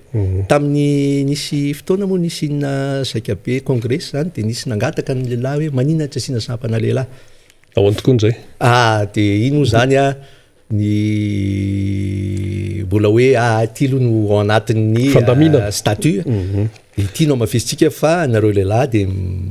miazaha mafy atao anatin'ny structure reniny fa amin'izao zany de araky ny voalazan'ny secrétaire général ny atoko sy ny bureau politique rehetrarehetra zany dia andalana fametrahana andreo ary isorana sahady ny vehivavy tiako Madagasikara eto amin'ny faritra Analamanga efa nanao an'iny dingan'iny mba ho alain'ny rehetra tahaka zay le teniko hoe mila manabe voan'le atoko tsika fa zany atoko tika zay mihitsy zany tiako anentanana ny olona raha mbola fifidianana mizotra amin'ny ara-dalàna tsy misy maharesy zany za santena zany efa 12 taona tsika namanarina tsy teo amin'ny fahefana fa mbola raha fifidianana mbola tsisy maharesy an'izany tiako Madagasikara zany na inona lazaina na inona lazaina ka miresaka an'izay ianao na hoelana ho aingantsika resaka hiatrika fifidianana ahoana ny tiako Madagasikara manoloana n'ilay sehatra kianja atao hoe ekarana zany eo amin'ny hiatrehana n'io fifidianana io resaka seni reny ny doublon ny lalam-pandrenana misy manitsakitsaka sy ny sisa ahoana ny fiatrehan'ny tiako Madagasikara an'izay le sehatra hidirana mihitsy aloha ao anatin'le fifidianana sotranao amin'izay fanontaniana zay zay moa lefa voalaza teo 2013 tsika 2018 tsika na ny législative na ny présidentielle na ny communale de tratran'izay daholo zany hoe na dia ny roa patelo ny andro tokony ny mpifidy eto Madagasikara raha no hifidy tiako Madagasikara ka tsy ara-dalàna ary tena hoe rafitra eken'ny be sy ny maro no mipetraka eo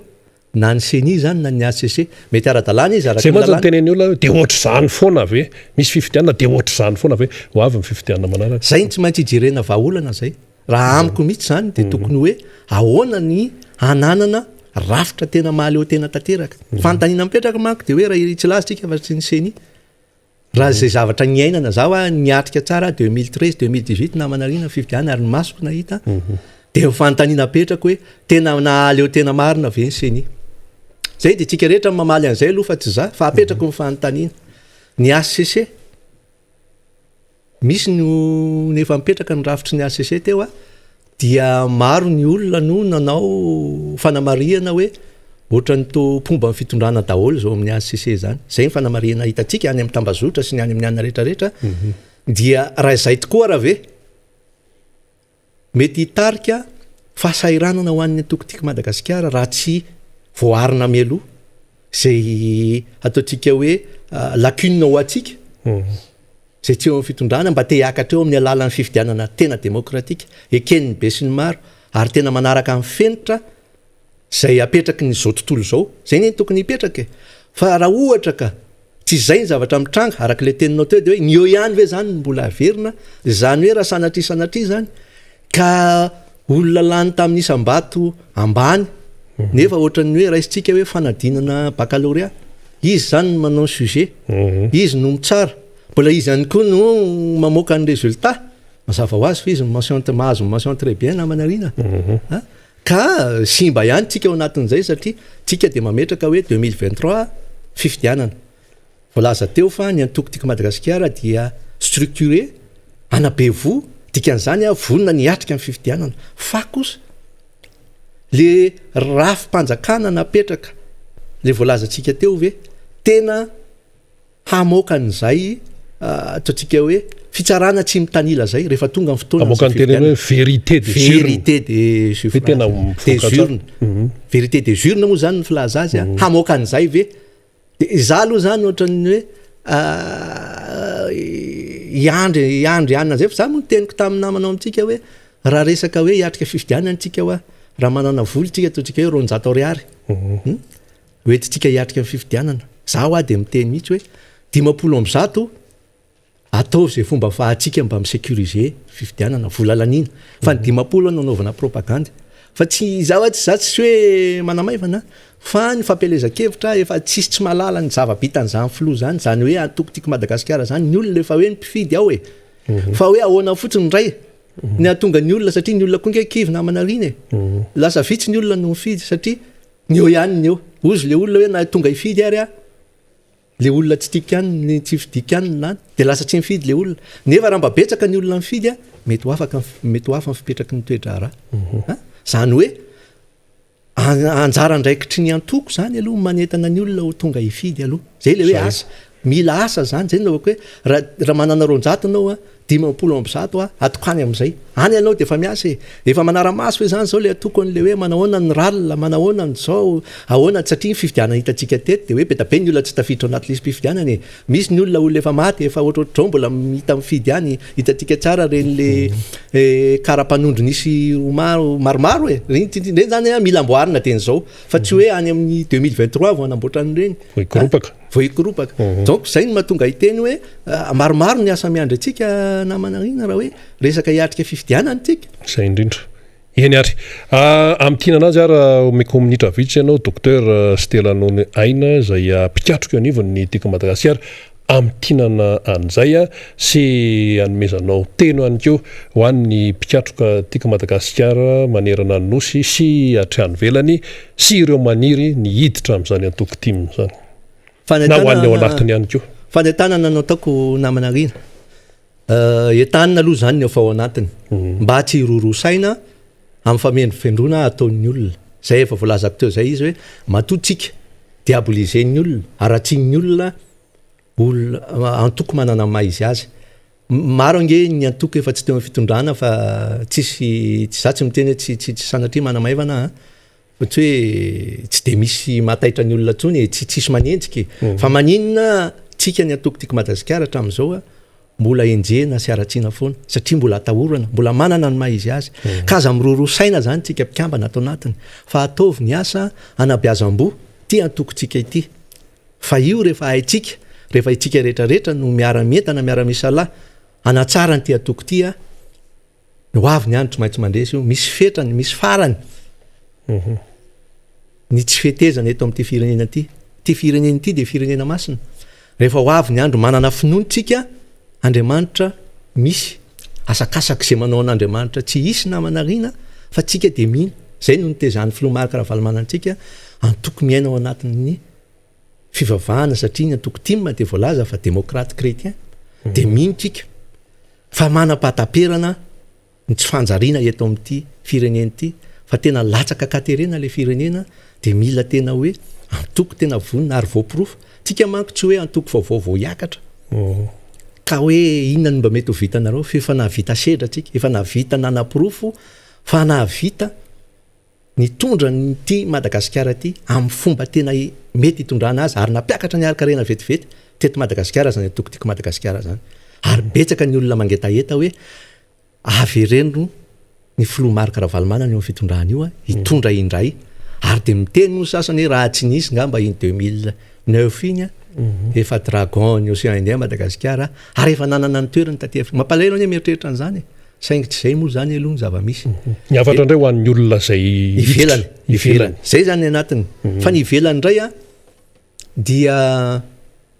hitatsika ny zava-nisy teto amin'ny firenena andritran'izay de hita fa raha izao fitondrana misy zao zay aloha tsika de mazava azy tsika mpanohatra fa tsisy mpanohatra anasoaso fitondrana zany faravaratsiny raha manao zavatra tsara ny eo amin'ny fitondrana de tsy miteny zahay ary ny eo amin'ny fitondrana ihany ange no manabe vom-panohatra am'izao satria tsy fahombiazany eo amin'ny fitondrana de mahatonga ny olona hitodika aty amin'ny fanoherana zay no zavatra mitranga lojika be mihitsy zany ka zay no teniko hoe ianareo misy taminareo reo menatra manko na teoriana ny hoe iseho vatana fa maro taminareo no nametraka hoe ny fidy io fitondrana ankehitriny io fa ankehitriny tena kivy tanteraka ary tena tofoka tsy te herika atsony misy zany tsy azo lavina zany na tsy reny olona reny ary mety olona hafa indray no fidinareo fa le olona zay hoe mahatsapa fa ilaina votana ty fireneny ity dia manetana anareo ihany koa hoe misokatra malalaka ny antoko tiako Madagasikara afaka mandray tsy voatery ianao membre actif fa afaka manao hoe sympathisant zany moa rafitra ao anatin'ny antoko koa zany hoe tena sympathisant fa ny zavatra hoe manahirana fotsiny manko de hoe misy ny fotoana le majorité silencieuse no filaza azy mipetraka any an-trano any izy fa tsy mireagir de rehefa mivoaka ny vokatra eto amin'ny firenena tsy mandroso ny firenena vao menimenina hoe tena tsisy na inona tenenina aloha ny inona tenenina tsy mandroso le firenena zay de fidirana ao anatin'ny timma zany fandraisana anjara amin'ny fampandrosoana amin'ny Madagasikara faravaratsiny tsy voatery hiditra timma ianao etaniny ianao hiditra arabasora arabatsara ianao miditra fa raha tsy tapa-kevitra ianao hiditra de zao mandraisa anjara amin'ny fiainam-pirenena rehefa misy fifidianana eto de tongava mifidy de anjaranao no mijery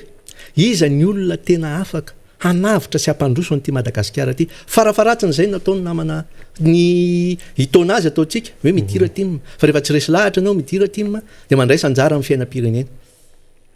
eny ary isaorana ny dokotera Stella noho ny aina zay apikatrika anivony tiako Madagasikara mitondra an'izay fanazavana izay ataotsika hoe napazavana zay mety nanjavozavo tany amintsika rehetra tany momba ny resaka hoe fiainana toko fiatrehana ny fiainam-pirenena satria ity fiainana ity de mandroso hatrany fa tsisy hoe miemitra zany ary ny firenena any velany de lasa foana aloha hatramin'izao ary ny atoko politika amin'ireny firenena matanjaka ireny de manana ny anjara toerany lehibe tokoa mitohy hatrany ny famakafakana sy ny atao hoe fitondrana hevitra izatsokajiny ao anatin'ny ty fandarana Miara Manonja ty fa hitako eto indray faniry manana loha hevitra voaboasana amintsika izy ary dia ao anatin'ny fiainantsika daholo zany rehetrarehetra zany ndao ary faniry eny ary makasitraka ny dokotera aina antsika ny vahiny teto amin'ny fandarantsika zay zany mba tsara ho fatatsika mpijery mpanaraka Miara Manonja zay fandaminana asa ny amin'ny fitondrana nyreo hevitra ny sehatra rehetrarehetra etonivon'izay fandaharantsika izay ary ahafahantsika mandrato hevitra mahalala zay zavatra tandrify atsika mahafantatra ihany koa zay zavatra tokony ho raisitsika araka ny tandrify atsika rehetrarehetra ao anatin'izay fandaharantsika izay hiditra amin'izay zany tsika am'ireo fanadiadiana sy famakafakana am'izay lafin-javatra tokony ho fantatra rina arabe mananjara ao anatin'izao raharaha zao satria rehefa mandinika isika sy mijery miaino an'le fanazavana rehetra teo de hoe tena potiky Madagasikara rendrika ny sambo mbola misy antenaina ve ny vahoaka malagasy de tsika afaka miteny hoe anisany tsika teny fanoerana de afaka mampanantena ny vahoaka fa manana am'izay drafim-pandrenana drafim-pandaminana ho an'ny Madagasikara mandroso zay tsika ary tsy mitaraitana mepaka an'izany isika zao no adidy atrehtsika natery ary any lalan'ny mpanohitra amin'ny lalàna zay hiatrehtsika sy hanaovantsika an'izay asan'ny fanoerana izay dia tsy mifendro tsy mitsokady eo anatrehan'izany ny fanoerana eto Madagasikara ary zay le hoe opposition intelligente atsika zany amin'ny lafin-javatra rehetrarehetra zay ampanantena itsika mvahoaka hoe matoa nisy ireny fiaonam-be nasionaly ny mpanohatra reny ka namoana teboka 900 dia ho taterahantsika amin'ny vanim-potoana zay mahapety azy izany teboka zany indrindra mahakasika an'izay sosialy mivahoaka zay ny teboka telo voalohany ara-politika de anjarany rehetra mandray ny tandrifin'izany ny araky ny lalàna ny araky n'izay hoe hahoana ny andraikitry ny vahoaka eo anatrehan'ny zavatra rehetrarehetra ary efa andresantsika omaly zany hoe any vahoaka ny fahefana anjara mivahoaka mandray zay tandrify azy efa andresantsika fa ao anatin'ny lalam-pandrenana dia samy manana ny tandrify izany ny amin'ny rehefa tsy mahavita ny mission rehefa tsy mahatanteraka ny adidiny rehefa manitsakitsaka lay lalàna fototra iorenan'ny repoblika ny fitondram-panjakana miainga avy any filoham-pirenena mandeha makaty amin'ny gouvernemanta makaty amin'ny ACC de misy andraikitra tandrify ireny rehetrarehetra ireny zay voalaza ny lalam-pandrenana fa itsika moa zany de miteny hoe io fahefana io tompoko de mandalo io ka zay mampandalo ny fahefana satria ny vahoaka nampindrana zay dia manana handraikitra lehibe ny mpitondra fanjakana nampindramina fahefana hamaly izany ho amin'ny tombotsoa ny vahoaka sy mitombotsoa ny firenena fa raha tsy zay ny zava-misy dia ny lesona rehetra manoloana ny zava-misy eran-tany rina arabe mananjara dia manome ohatra ho an'ny mpitondra aty aoriana hoe tokony hiaina zavatra tsara izy fa raha tsy izy mahay manahika mandray lesona fa mbola hanao ny lalandiso toy izay fanao ny mpitondra rehetra maneran-tany satria io formule de ray ihany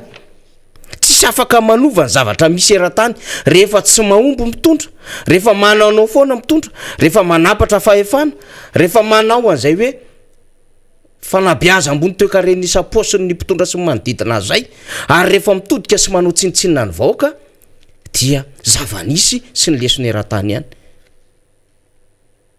resantsika zany omaly hoe nanahoana moa ny efa rano bainaly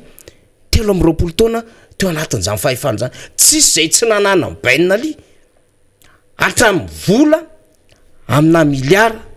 de dollara sy nanodidina ny bainaly rehetrarehetra na vita nanao antena conglomérant ngeza be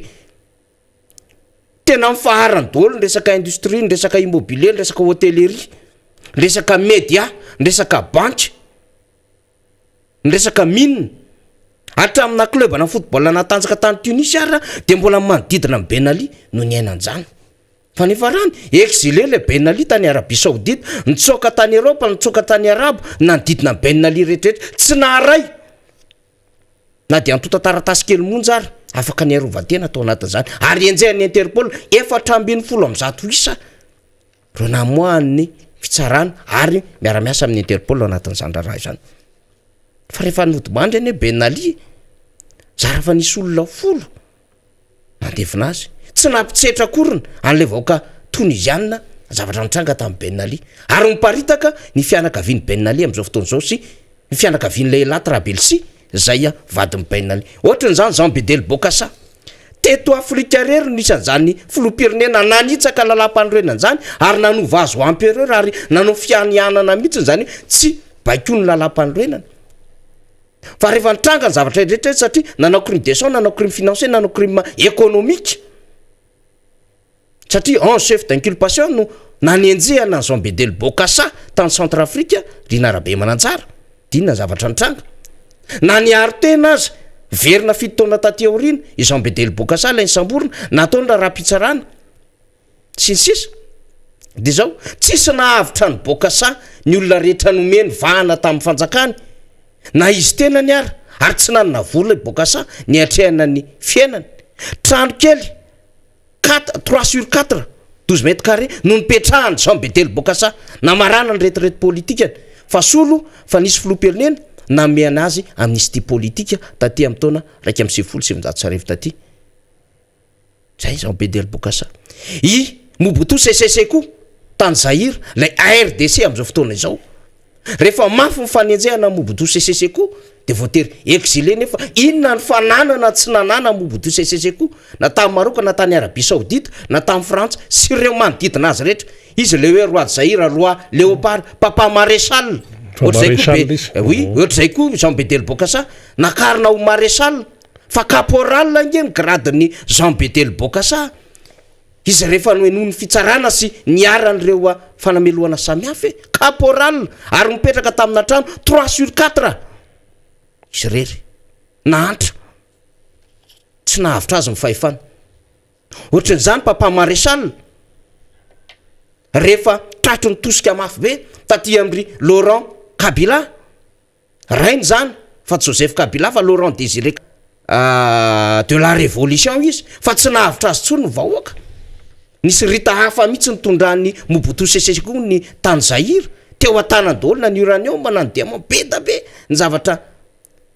nalaova Mobutu Sese Seko sy mifananandretra fa zao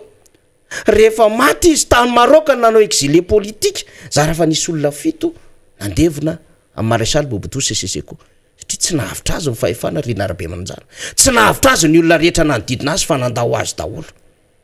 cancerana prostate nazo azy tsika tenena am'izany de hoe tokony hakalesona ny rehetra hoe ny fahefana de mandalo fotsiny ihany fa ny redevabilité ny anaovana contrat social de ny vahoaka zany io ary tokony hampakalesona ny rehetrarehetra teto ambony tany tantarany Ceausescu tany Roumanie ny tantarany Hitler ny tantarany Mugabe tsisy nanana fahefana sy ny fahaizana teto ambony tany raha bola boritra Mugabe ny nanana zany Robert Mugabe zay filoam-pirenena tamin'ny Zimbabwe tratra mifanonganam-panjakana Mugabe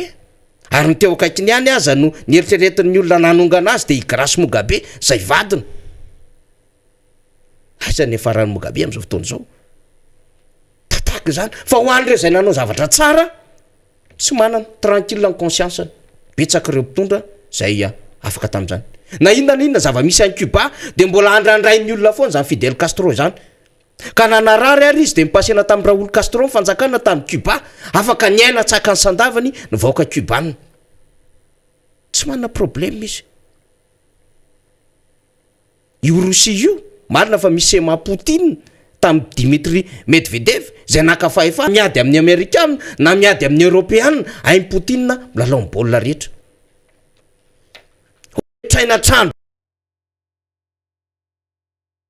dia anisan'ilay tena hoe vehivavy matanjaka indrindra erak'izao tontolo zao araky ny andraikiny zany mitovitovy amin'ny lay vehivavy zay talehan'ny FMI zany na ny Banque mondiale i Lagarde zay FMI dia na mandeha mividy mofo marainy Angela Merkel dia miaraka amin'ny robe miaraka amin'ny peignoir tsy manana olana mihitsy mividy légume manasa ny lamba ny avy miasany fa chancelière manao ny raha rehetrarehetra izy mivady mamaka vakansa kely ohatry ny olona rehetra mamaka boky eny amin'ny kianja rehetrarehetra eny manao wifi eny amin'ny toerana nanaovana an'izany ary tena nalahelo sy ny tomany ny vahoaka Allemagne rehefa hoe tsy sehatra tsony ikisaka eo amin'ny sehatra ny politika i Angela Merkel nefa nao amin'ny 20 taona latsaka zany andraikiny zany tamin'ny fitantanana ny Allemagne ary nanana fanetreteny izy eo amin'ny asa ataony inony tena zava-dehibe ohatran'izany maly hoe misy an'ny Kim Il Sung Kim Jong Il Kim Jong Un hitatsika ny Korea io misy avaritra Setsimo fa zao ain'le boakely le filoam-pirenena no mampirevy ny vahoakany mahatonga azy mbola voatazo na lay idéologie lay zavatra nomeny rainy azy ka tonga ma puissance matanjaka be le Corée ary mahavita midefy amin'ny Amerikana lay natezitra Donald Trump le manao an'le hoe andrana nokleary. Zany natao hoe fitantanana andraram-panjakany, zany natao hoe olona manana redevabilité, zany natao hoe homme d'état fa tsy homme de pouvoir manao zavatra zay mahasoa ny vahoaka ao aminy zany. Ka fakana lesony zany fa tsy hoe vao tonga amin'ny fahefana ianao de miova daholo ny orientation anao rehetrarehetra de zavatra hafa mihitsy ny ainanao eo ambon'le seza dia tsy tadidinao ny fisian'le vahoaka orinanao. De zay ny antony tonga ny Emile Zola nametraka principe hoe ho an'ny mpitondra fanjakana eto ambonin'ny tany de mizaha mivaoka anatin'io fahefana io iaino ny fe sy ny contexte. Ndana miaina amin'ny fiainana vahoaka mivoaka amin'le teritery lay karekare-mpanjakana fa ndana miaina amin'ny fiainana vahoaka ohatra zany dana maketsy la réunion kely inona amin'ny fiainan'ny vahoaka. Ary zay nge tsy fahatsonin'Andriamatomary Karavalomanina no mandeha midina amin'ny mangamile mandeha mijery ny fiainany tatsaraka ny teneny député Jerry Andrembolaina teo, mandeha mijery ny fiainany vahoaka etsy Anosy-be, etsy Ambatomaro eny misy any député Fetra efa miomana izy fa ho avy eo fa mety ho faly koa tsika hoe ho avy député Fetra satria tena maro be koa zavatra ho resan'ny député Fetra amintsika eo. Ny mifidinana eny Ambohimanarina sy eny amin'ny toerana rehetrarehetra eny zany rehetrarehetra zany fahafantarana amin'ny fiainany vahoaka zany fa tsika tsy mbola nahita mihitsy rehefa mijery an'le mpitondra am'izao fotoana zao midina eny amin'ny sehatra misy azy ve le mpitondra, miaina an'le fiainan'le vahoaka ve le mpitondra, mandeha makany amin'le contexte social zay tena ahitana taratra hoe mienjera amin'ny tany ve le vahoaka malagasy. Fa mety hafa ny azy ny renseignement satria ny mpitondra fanjakana de zao rehefa hiditra anaty birao izy dia misy ny taratasy mipetraka eo amin'ny birao hoe zao daholo ny renseignement rehetrarehetra. Tsy fatatsika ho an'ny mpanolotsaina samy hafa koa de mety miteny manao hoe tena efa miadana ny vahoaka malagasy Andriamatofilo zany ve ny zava-misy,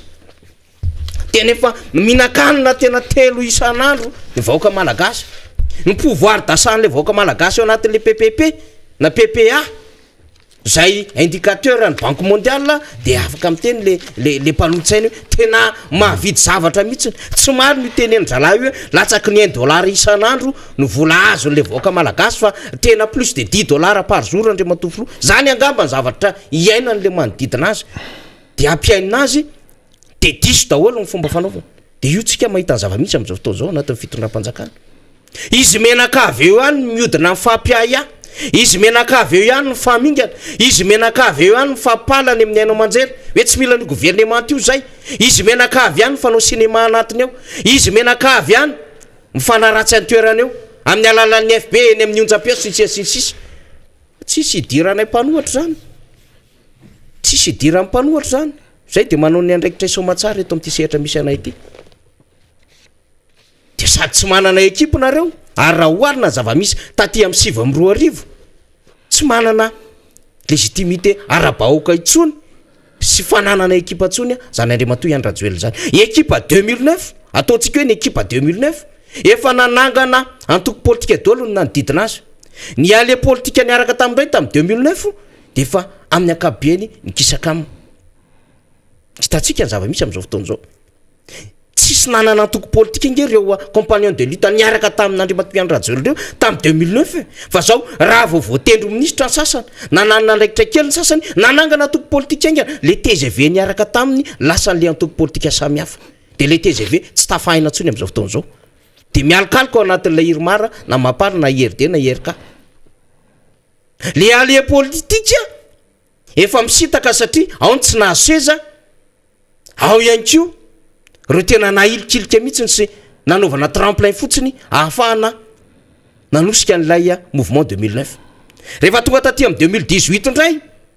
namorona ekipa vaovao, le ekipa 2009 efa very teny andalina le allié politique fa nisy concurrence politique hafa indray nitranga dia lasa adversaire tamina karazam-pifidianana samy hafa.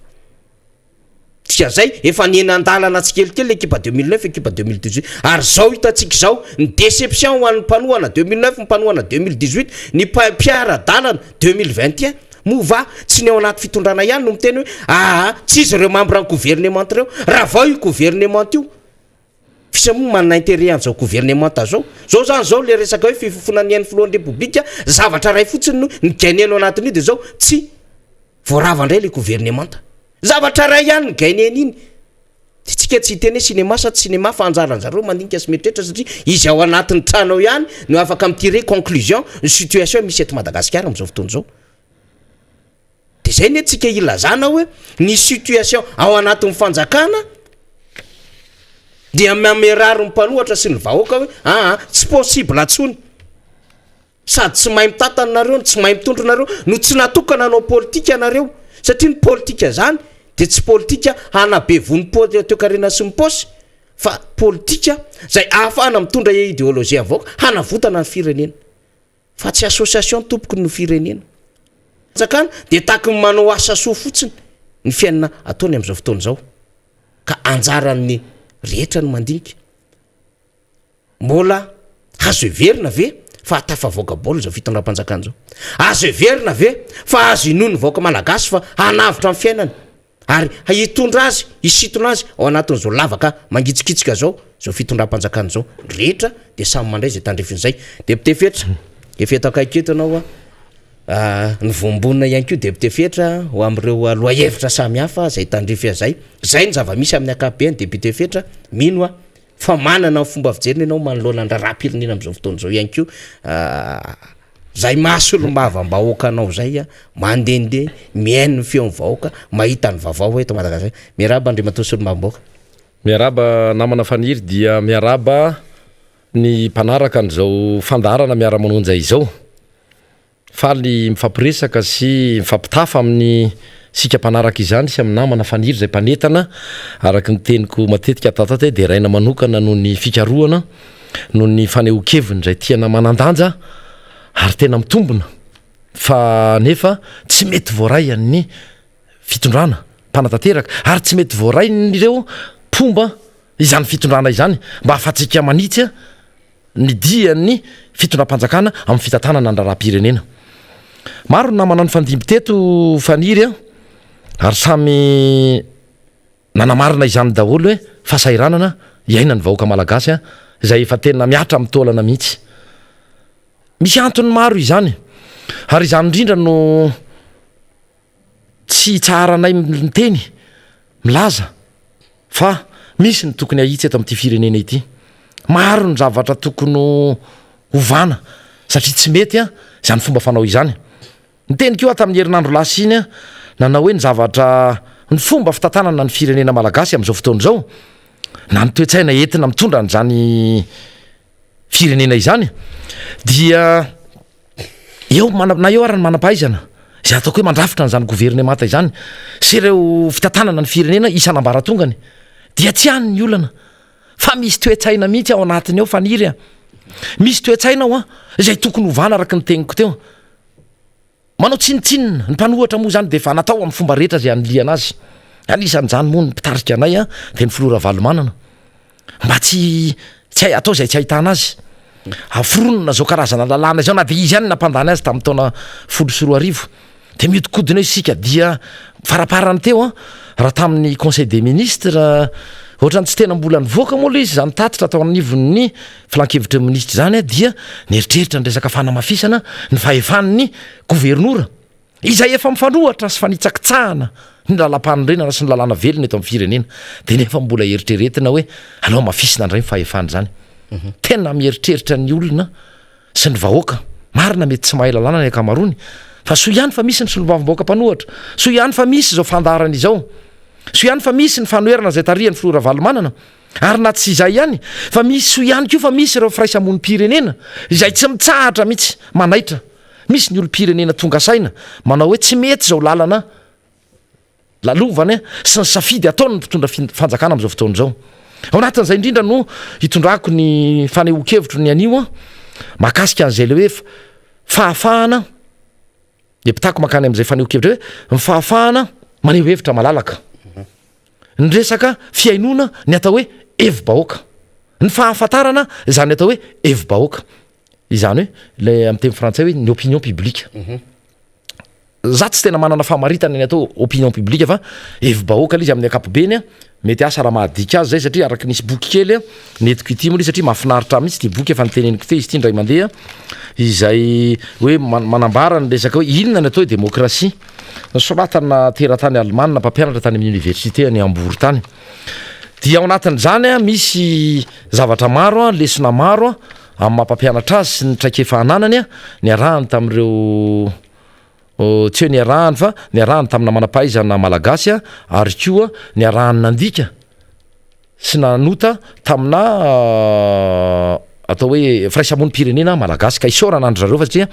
maro ho an'ny mpanao politika indrindrindrindra toanay so atsika maniry izay hoe mbola anao politika dia mamaky an'izany boky kely zany fa maro be mihitsy ny zavatra azo raisina ao anatin'izany resaka fafahany ianao manjery sy ny resaka evi-bahoaka ny tiako resahana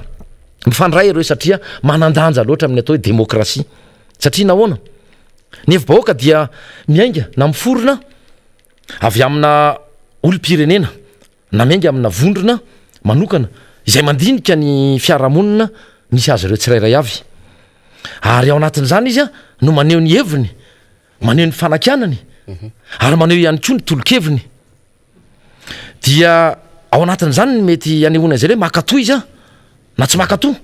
izao fitondrana zao tsy resaka ao anatin'ny fandikan-dalàna izay akory ny fankatoavana tsy voatery hoe mandika lalàna fa ny fomba na ny fihetsika na ny toetra entin'le mpitondra manao ny asany amin'ny fahefana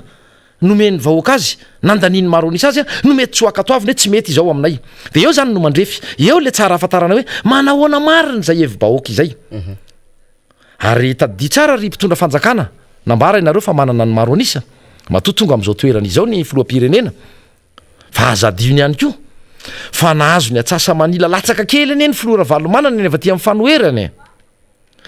dikan'izay tsy azo tsinotsino avina mihitsy ny toerany eo amin'ny raharam-pirenena satria misy olona zany eo ambadikany misy olona resy lahatra aminy misy olona ao an-damosiny ary ny tanjonay tsy sanatria ny eo amparefo le fitondram-panjakana ny anana ratsy azy akory fa hitondra n'izay etaetan'le vahoaka hitondra n'ireo le atao hoe tsikera renay tany ifotony tany izay ny nahatonga ny taty anivon'ny fanoherana ray ao anatin'izany ireny nanaovana ny fionam-be ny RMDM ireny raha tao anatin'izany nanaovana fivoriana satria tsy voaterona publie antsika na nampahafantarina andreo hainao manjery sy ny gazety fa mety misy foana ny fivoriana any ifotony any any anivon'ny fokotany any anivon'ny commune amin'ny fanentanany amin'ny resaka reo dynamisation na fanomezana ainga avao izany fanoherana mitambatra any na eto anivon'ny tiako Madagasikara io na anivon'ny RMDM manokana de izay nefa tsy tatin'izao fanjakana izao tsy tatin'izao fitondram-panjakana satria tsy mandeha araky ny tokony ho izy le raharam-pirenena mifanohatra amin'ny zavatra ny lokalokana sy nampanantenaina ny vahoaka malagasy ny fiainana andavanampy ianareo inge zay alonareo izahay fa izahay mitondra zay le tenina izy teo zay hoe misy olona izay tsy fantatrareo mihitsy na ny fisiny na ny tena olany fa izahay nidina teny amin'ny karazana tsena na ny didina natananarivo sy ny faritra Analamanga niaraka tamin'ny filoha Ravalomanana nisy ny solombavambahoaka vitsivitsy zay niara-dia taminy dia na ny resaka ankonany tsy iainanareo izany de lasa varinareo misy elanelany be amin'ny tena réalité misy sy ny zavatra ambaranareo ary nitatitra indrindrandrindra ny mahaloza azy namana faniry de nitatitra ataon'ireo akaiky anao andre matofoloha zay milaza fa ianao mbola tiany vahoaka tsy marina intsony zany andre matofoloha tsy marina intsony zany fa araky ny teniko teo hoe izahay tadidio fa tonga faharoa ny olona ny toananay de ny président Ravalomanana nahazo 4,700 fa tsy mino loatra izay hoe inony tena vato aziny fa tsy maninona fa atsika manohy ny resadresaka eto de tsy maninona raha isika 4,700 mahery kely no azony fa hatramin'ny tondranao andre matofoloha mino ary porofoy aminay ny mifanohatra am'izay fa efa mihoatra ny 5,100 mahery izay tsy afaka ilaza hoe ny 100,100 ny malagasy kosa de manara-diana ety amin'ny fanoherana fa raha tena olo-kendry ianareo araky ny tenina manafaniry teo raha tena tompona andraikitra ianareo mahatsiary tena fa ray amandre ny tompona andraikitra enoy mba enoy ihany le tsikera miainga avaty aminay fa reny tsy nivoaka avaty aminay amin'ny masolom-bavambahoaka mpanohatra na tiako Madagasikara tsy hoe fa fitiavana anaratsy ianareo na itsikera ny zavatra zay ataonareo fa misy ny azotsika rainy ary zay mampanoatra anay satria raha ny fitsipy-dalao dia izay eny no andimby-toerana anareo e matoa mihetsika izay mpanohatra de izay no andimby-toerana anareo aorina ny fifidianana torak'izany any ko rehefa lasa mpanohatra ianareo ny fanirianareo ihany ko de ny andimby an'izay mpitondra eo rehefa avy eo ary zay matoa napetraka lalàna sy ny sata amin'ny fempanohatra dia tokony anaiky an'izay tsika rehetra hoe fifandimbiasa-pahefana ao anatin'ny lalao madio misy fitsipy-dalao madio de tsy isy ny korotana eto fa tena misy vitina ary ho avy any am'le fampanotronotsika zay aloha zany efa tsy tateraka fa resaka renitranga tamin'ny 7 iverena koa ny resaka 7 nanomboka teo aloha de nisy fitaizana atao hoe tsy mendrika loatra napetraka ho an'zany taranaka malagasy sy mivahoaka malagasy izany nisy ny resaka tamin'ireny namana faniry hoe etsy-bahoaka ireny zavatra ireny za samy laza aminao fa nyaina izany nyaina izany isan'andro ny tena tratra ny fampiororona tsy resaka intimidation ana fa menasy mihitsy tratra ny fitakiana vola fa ny fahadisoanay tamin'izany fotoana zany de mpanara-diny filora valomanana trangany satria ny tiako atongavana dia mivoaka foana tatoato anisan'ny vaovao faraparany nafanafana ny hoe fikasana ifofony ain'ny filoam-pirenena fanongana-panjakana ohatry ny tratry ny aloko ianareo zay moa tsy malala zany atreto hoe tena nisy marina ve izany tsy nisy ve izany manateny izay orindrina kely ao rehefa vitanareo somatsara ny famitorana sy mifanadiadiana reo olona aihina dia manatena fa misy ny vaovao marina zay ho avoaka anareo tompon'ny fahefana mahakasika an'zany atao hoe fanindrindratsy efa nomeloanay fa nomeloanay tonona nameloanay ianareo ireo raha nanonga-panjakany ianareo ary sanatriny zany nisy sasatsasany ny eritreritra ifofony ainy ny président Ravalomanana sahako ny milaza an'izany satria tao anatiny ary tompona andraikitry ny atoko tiako Madagasikara fa nanomboka tamin'ny taona 20 vao niforiny zany atoko zany anaporofoko izany tsy etsy-bahoaka ireny fa ny vahoaka tsy manana fiara mifondro vy ny vahoaka tsy afaka manapoaka tafondro any amina lapa izay toerana filoam-pirenena vao fidim-bahoaka arak'izao lazainareo zao tena odikodinareo ny resaka etsy-bahoaka ireny nianika ny lapana ambotsoroatra fiara mifondro vy maramila manao satroka vya marobe nanampana basy namaky trano namaky ministera ianareo tsy vahoaka no afaka manao zavatra toy ireny fa matoa misy endrika miaramila ao anatiny zany nataoko hoe zange tsy miteny hoe anjely ny filora valomanana tamin'izany fotoana fa olombelona ohatratsika rehetra ihany fa na izany naty zany tsy misy fampitahana azo atao mihitsy tao anatiny hoe inona ny zavabita amin'ny président Ravalomanana tsy valapatra amin'ny resaka zavabitany fa anjaran'ny vahoaka izay ny aina izany atao hoe teraka tany amin'ny taona 70 miemotra makany na tsapa sy ny aina izany ka dia tratry ny aloko ianareo za tsy miteny hoe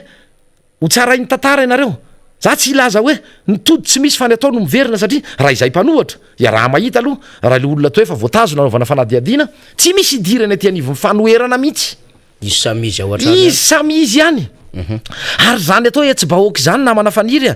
zany tsy manira tsira mpitondra fivavahany zany zany tsy mandray amin'ny vozina akanjo ny mpitondra fivavahany zany zany tsy manao hoe fandrobana organisé misy zavatra organisé tamin'ireny na ino no lazainareo tsy ho voafafanareo ao anaty sainy fitadidiny ny vahoaka malagasy zay efa tena natsiaro teny zany zavatra nisany ka mbola omena fahafahany ianareo am'izao fotoana zao satria nambara no lazaina ao anaty farangisosina fa lanym-bahoaka ianareo tsy maninona andrinay ny rotaona andrinay ny rotaona ry mpiaradia am'izao fitondrana izao manana ny hevitra izay manana ny fomba fijerinay izay fa ny zavatra takinay fotsiny dia ny hoe avelao ane hevitra malalaka izay aza elingelenina sy ampitahoriny zay andre matosega eo amin'ny alala fampiasana ny zandary eny am'ireny lalam-pireneny reny nefa izay de mivezivezy ohatra ny olo-pirenena manana izany zo zany tsy teny anao zay solom-bavambahoaka zay ny nandeha tany tsy teny anao zay hoe filoam-pirenena teo aloha nandeha tany efa fantatra reo mazava fa filoam-pirenena teo aloha andre matomarika Ravalomanana nanao anatin'izao fiara zao de fananina sakanana de mbola eo le zandary mahamenatra mba tsaharo ranga eny le zandary de irana de makasary efa fantatra zao hatra am'laharany fiara efa impiry zay ny sakananareo ka zany zavatra trany tsy tokony ho atao fanao eto amin'ity firenena ity aza taizana amina fomba ratsy nefa nytenen'ny vavanareo hafa ny ataon'ny tananareo sy ny alian'ny tongotrareo hafa dia mendrika no ampitaina sy mendrika no ampianarana atao ohatra tsara ho an'ny taranaka ao va izany ny taranaka reo ampianarana an'izany fa tsy ny anay aloha tsy ataonay an'izany a na inona atao hoe zavatra tsy mety tsy itovina ny hevitra tsy fitovika-hevitra teto amin'ny firenena am'rehefa ny lafa amin'ny politika tsy tokony atao ampiady izany marina tsy tokony ho tonga hatramina fifofona aina fa ny ainany mangidy ange zay zany ny ainany mafy ane ny mpanaradiany président Valomanana tamin'izany 7 zany milaza aminao andre mato zandry la faniry a ny raketa ho araky ny teneniko teo ny bodongerona ny menasy fitakiana vola ny fandrobana ary nisy namanay marobe mbola any daholy ianareo reo hoe mahalala tsara ianareo mbola any ianareo miriery any mety tsy miaraka am'izao fitondrano zao ny sasany mety efa niova lasy mety efa nanangana ny atoko manokana fa misy sasatsasany ny akamaroanareo ao mbola tao ny akamaroana ka tsy mety zany saitsaino sy eritrereto ihany hoe manekery efa tsy mety le zavatra natao fa tsy hoe sanatry araky ny tegna teo tsy fantatra fa mbola averiko a misy le sanatry fifofona ny ainao andre matofoloa tena hoe manohatra an'izany a amin'ny sainay rehetra amin'ny fonay rehetra amin'ny rehetrarehetra zay fa izao kosa tadidio ny zavatra nataonareo tamin'ny 2009 satria araky ny tegniko hoe malagasy isika mino ny fisiany tody a mino nefa mbola mino koa le n'Andriamanitra tsy tomana hoe mbola tsaraintsika ary mbola ho adinina fa manahirana antsika aloha am'izao fotoana zao de hoe fomba ahoana no anatsarana ny fiainany malagasy ny zavatra rehefa mijery santsika député fetra ny zava-misy am'izao fotoa zao de hoe tsy ho sain'ny mpitondra fanjakana fa mbola ho mpanohitra izy raha pitso fa mieritreritra foana izy hoe ho mpitondra mandrakizay de tsy ny sainy hoe ho mpanohitra izy ka ny fihetsika rehetra ataony amin'ny mpanohitra fa rehefa misy mpanohatra hitondra fanjakana de ho zakany fitondram-panjakana hoe ny fihetsika ho ataony amin'ny mpanohitra ve am'izao fotoana zao zakany amin'ny mahafotoana hanoherany azy amin'ny fitondrana aorinao fa hitomany ny mpitondra am'izao fotoana zao rehefa lasa mpanohatra amin'io lalàna nataonareo io amin'io 2011-013 io ny esprit en 2011-013 dia niainga tamin'ny lalam-panorenana satria zay nambarany lalam-panorenana hoe ny texte amin'ny fanaraka an'ity dia misy ny lalàna atao mifanaraka an'ity de namoronana lalàna 2011-013 ny fomba fanoherana fa nitsahanareo amin'ilay loi ACC loi Brunel mivadika loi ACC le izy mba hafahanareo manitika lay tokony ho lehibe mpanohatra am'izao fotoana zao a Andriamatoa Marc Ravalomanana sady naturel zany ny constitutionnel zay le izy fa hitomany anareo rapitso rehefa ity ny zavatra hitranga rehefa hitondra fanjakana mpanohatra ary rehefa mpanohatra anareo hoe tsy mety io lalàna io de tsisy amoaka décret d'application koa ianareo de ho terena ve zany anareo aneo hevitra de hoe sorona ao anatin'ny ainao manjery ve any amin'ny canal sy any amin'ny parabola sy any amin'ny Star Times ve zany ny télé sy radio anareo de lazanareo fa tsisy démocratie eto Madagasikara nefa nataonareo ihany zava-misy am'izao fotoana zao de rehefa handeha ianareo hanao déplacement de ho sakana anareo de antanina fiara hitondrareo de laza venareo fa tsy misy libre na vezivezena eto Madagasikara nefa ataonareo amin'ny fitondranareo le izy de ilazanareo fa misy statut na ancien chef d'état ane tokony anjakana zany chef d'état zany nefa le izy am'izao fotoana zao tsy ampiarinao hitomany anareo rehefa ho mpanohatra rapitso tompoko hitomany ary ho tsapanareo tsara zany hoe hay rehefa mitondra fanjakana tsy mahazo manaonao foana hay rehefa mitondra fanjakana tsy mahazo mevitra ny tena fa ambony lalàna hay rehefa mitondra fanjakana tsy mahazo mihevitra ny fomba fanaovana politika ho tonony hoe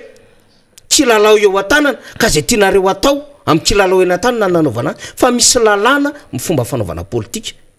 de zay ny atony tenenana hoe mahaiza mane tsara valy fa hafa ny anisy somomaly ka sao dia ny zavatra ataonareo amin'ny fanoherana andro any zay efa tiako no miteny fa ho mpanohatra nareo raha pitso fa hitomany anareo zany zavatra any ka mba saitsaino ihany zany zao raha ohatra nareo zany manana honnêteté mazava tsara de avereny la MBS amin'ny canal sy amin'ny parabola sy azo amin'ny Star Times. Raha tanina manana honnêteté politique ianareo ary mitazona zany teninareo zany de sokafo ny kianja hahafaha mpanohatra maneho hevitra, hahafaha mivahoaka milaza ny zava-misy hoe zao ny fiainana iaina amin'ny firenena. Zany zavatra roa zany fotsiny raha ohatra nareo manana zany honnêteté politique zany ary mieritreritry nareo fa tena mametraka mazava tsara fa terrain iombonana ny fomba fanaovana politika eto Madagasikara député fetra. Marina mihitsy zany satria so mieritreritra tsotratry ny aloka, so mieritreritra otra nanao lukiluka ka itivitra aingana noho ny alony. Marina any anaty bande dessinée tany sy ny dessin animé no nahitantsika an'izany fa tsy tantara foronina ane ty tantaram-pirenena ity e, tsy kilalao ane ty tantaram-pirenena ity ry namana rehetra mpanao politika e, ary tsy afaka ny anometsina anay mpanohatra ianareo amin'izany satria fantatrareo tsara any amponareo sany anaty aty fanahanareo any fa marina ny akamaroany ny voalazanay. Eritrereto ihany mpitondra ao andre matofoloha ianareo amin'ny gouvernemanta saitsainy lalina zay evi-bahoaka maro anisa amin'izao fotoana zao zay tsy afaka lavinareo izany. Evitry ny vahoaka maro anisa izany entina izany nataoko hoe 4,5 isan-jato ara ny vokatra azony vato azony filora valomanana tamin'ny fifidianana farany tamin'ny fifidianana filoham-pirenena teo. Zay tsy nilaza ho hoe 100 isan-jato ny vahoaka malagasy de manara-dianay satria izay le fahasamihafana sy fahasamihafan'ny hevitra, fahasamihafan'ny fomba fijery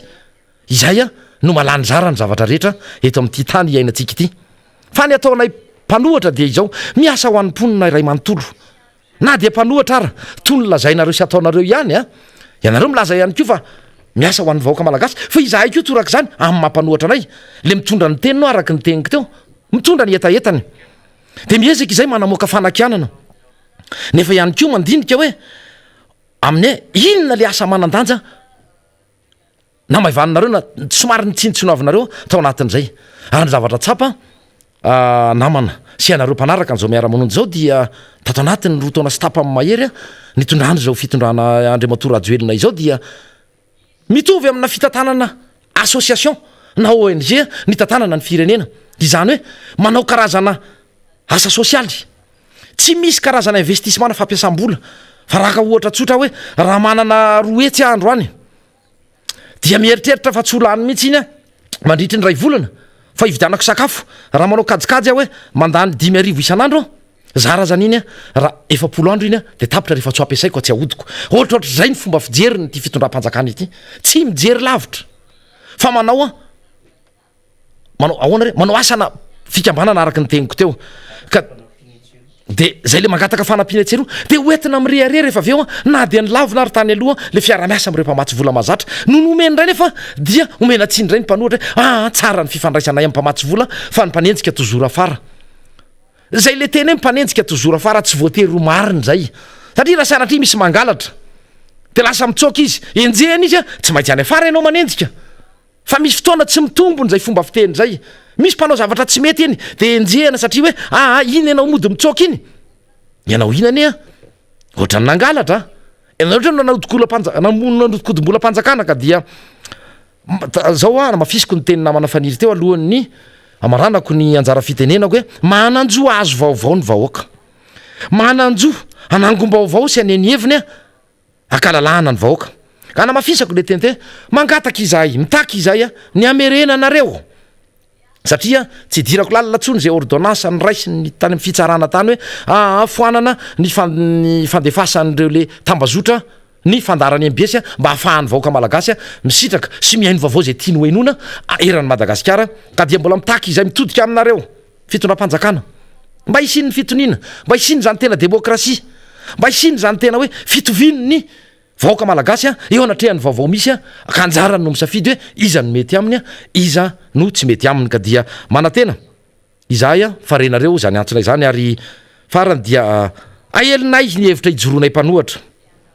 tarihan'ny filora valomanana maneno hevitra izahay amin'ny alalan'ny gazety amin'ny alalan'ny ainao manjery amin'ny alalan'ny internet ary nefa tsy ampy zany zay mahatonga any insiste teo hoe avereno re raha azo atao fa araky ny teniny namana faniry teo aloha teo dia mbola ho avy eto amin'ny toeram-panohatra ianareo mba tsy sanatry fifamaliana faty a izany fananana fahefana nampindraminy vahoaka izany ka dia manantena fa renareo zany ary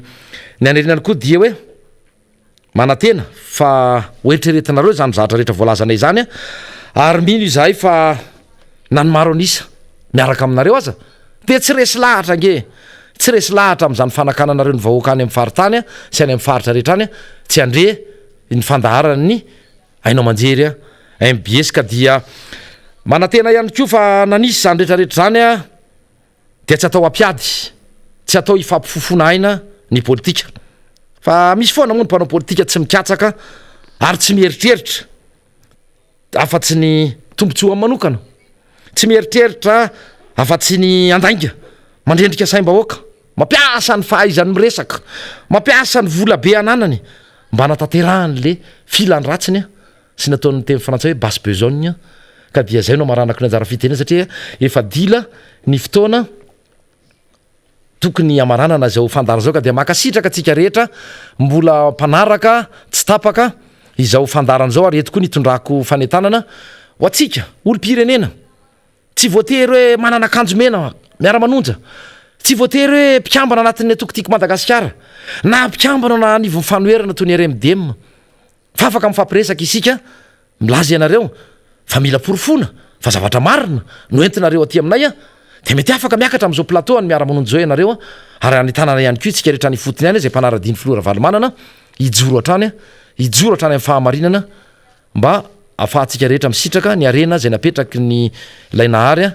mba ho sitrahantsika eto am'izao Madagasikara mamitsika etika dia zay no metrahako ny veloma mandrapiresaka mandrapitafa indray a amin'ny mpanaraka izao mpanaraka zao fandarana mianjo zao isaorana ihany teknisianina rehetra isaorana namana rehetra zay nandray anjara veloma tompoko dia izay no entsika mamarana nyty fandarana itya tamin'izao fotoana izao ary de verina fa nandray izay tandrifiny isika menakavy ambava homana ampomeritreritra raha-pitsondray veloma tompoko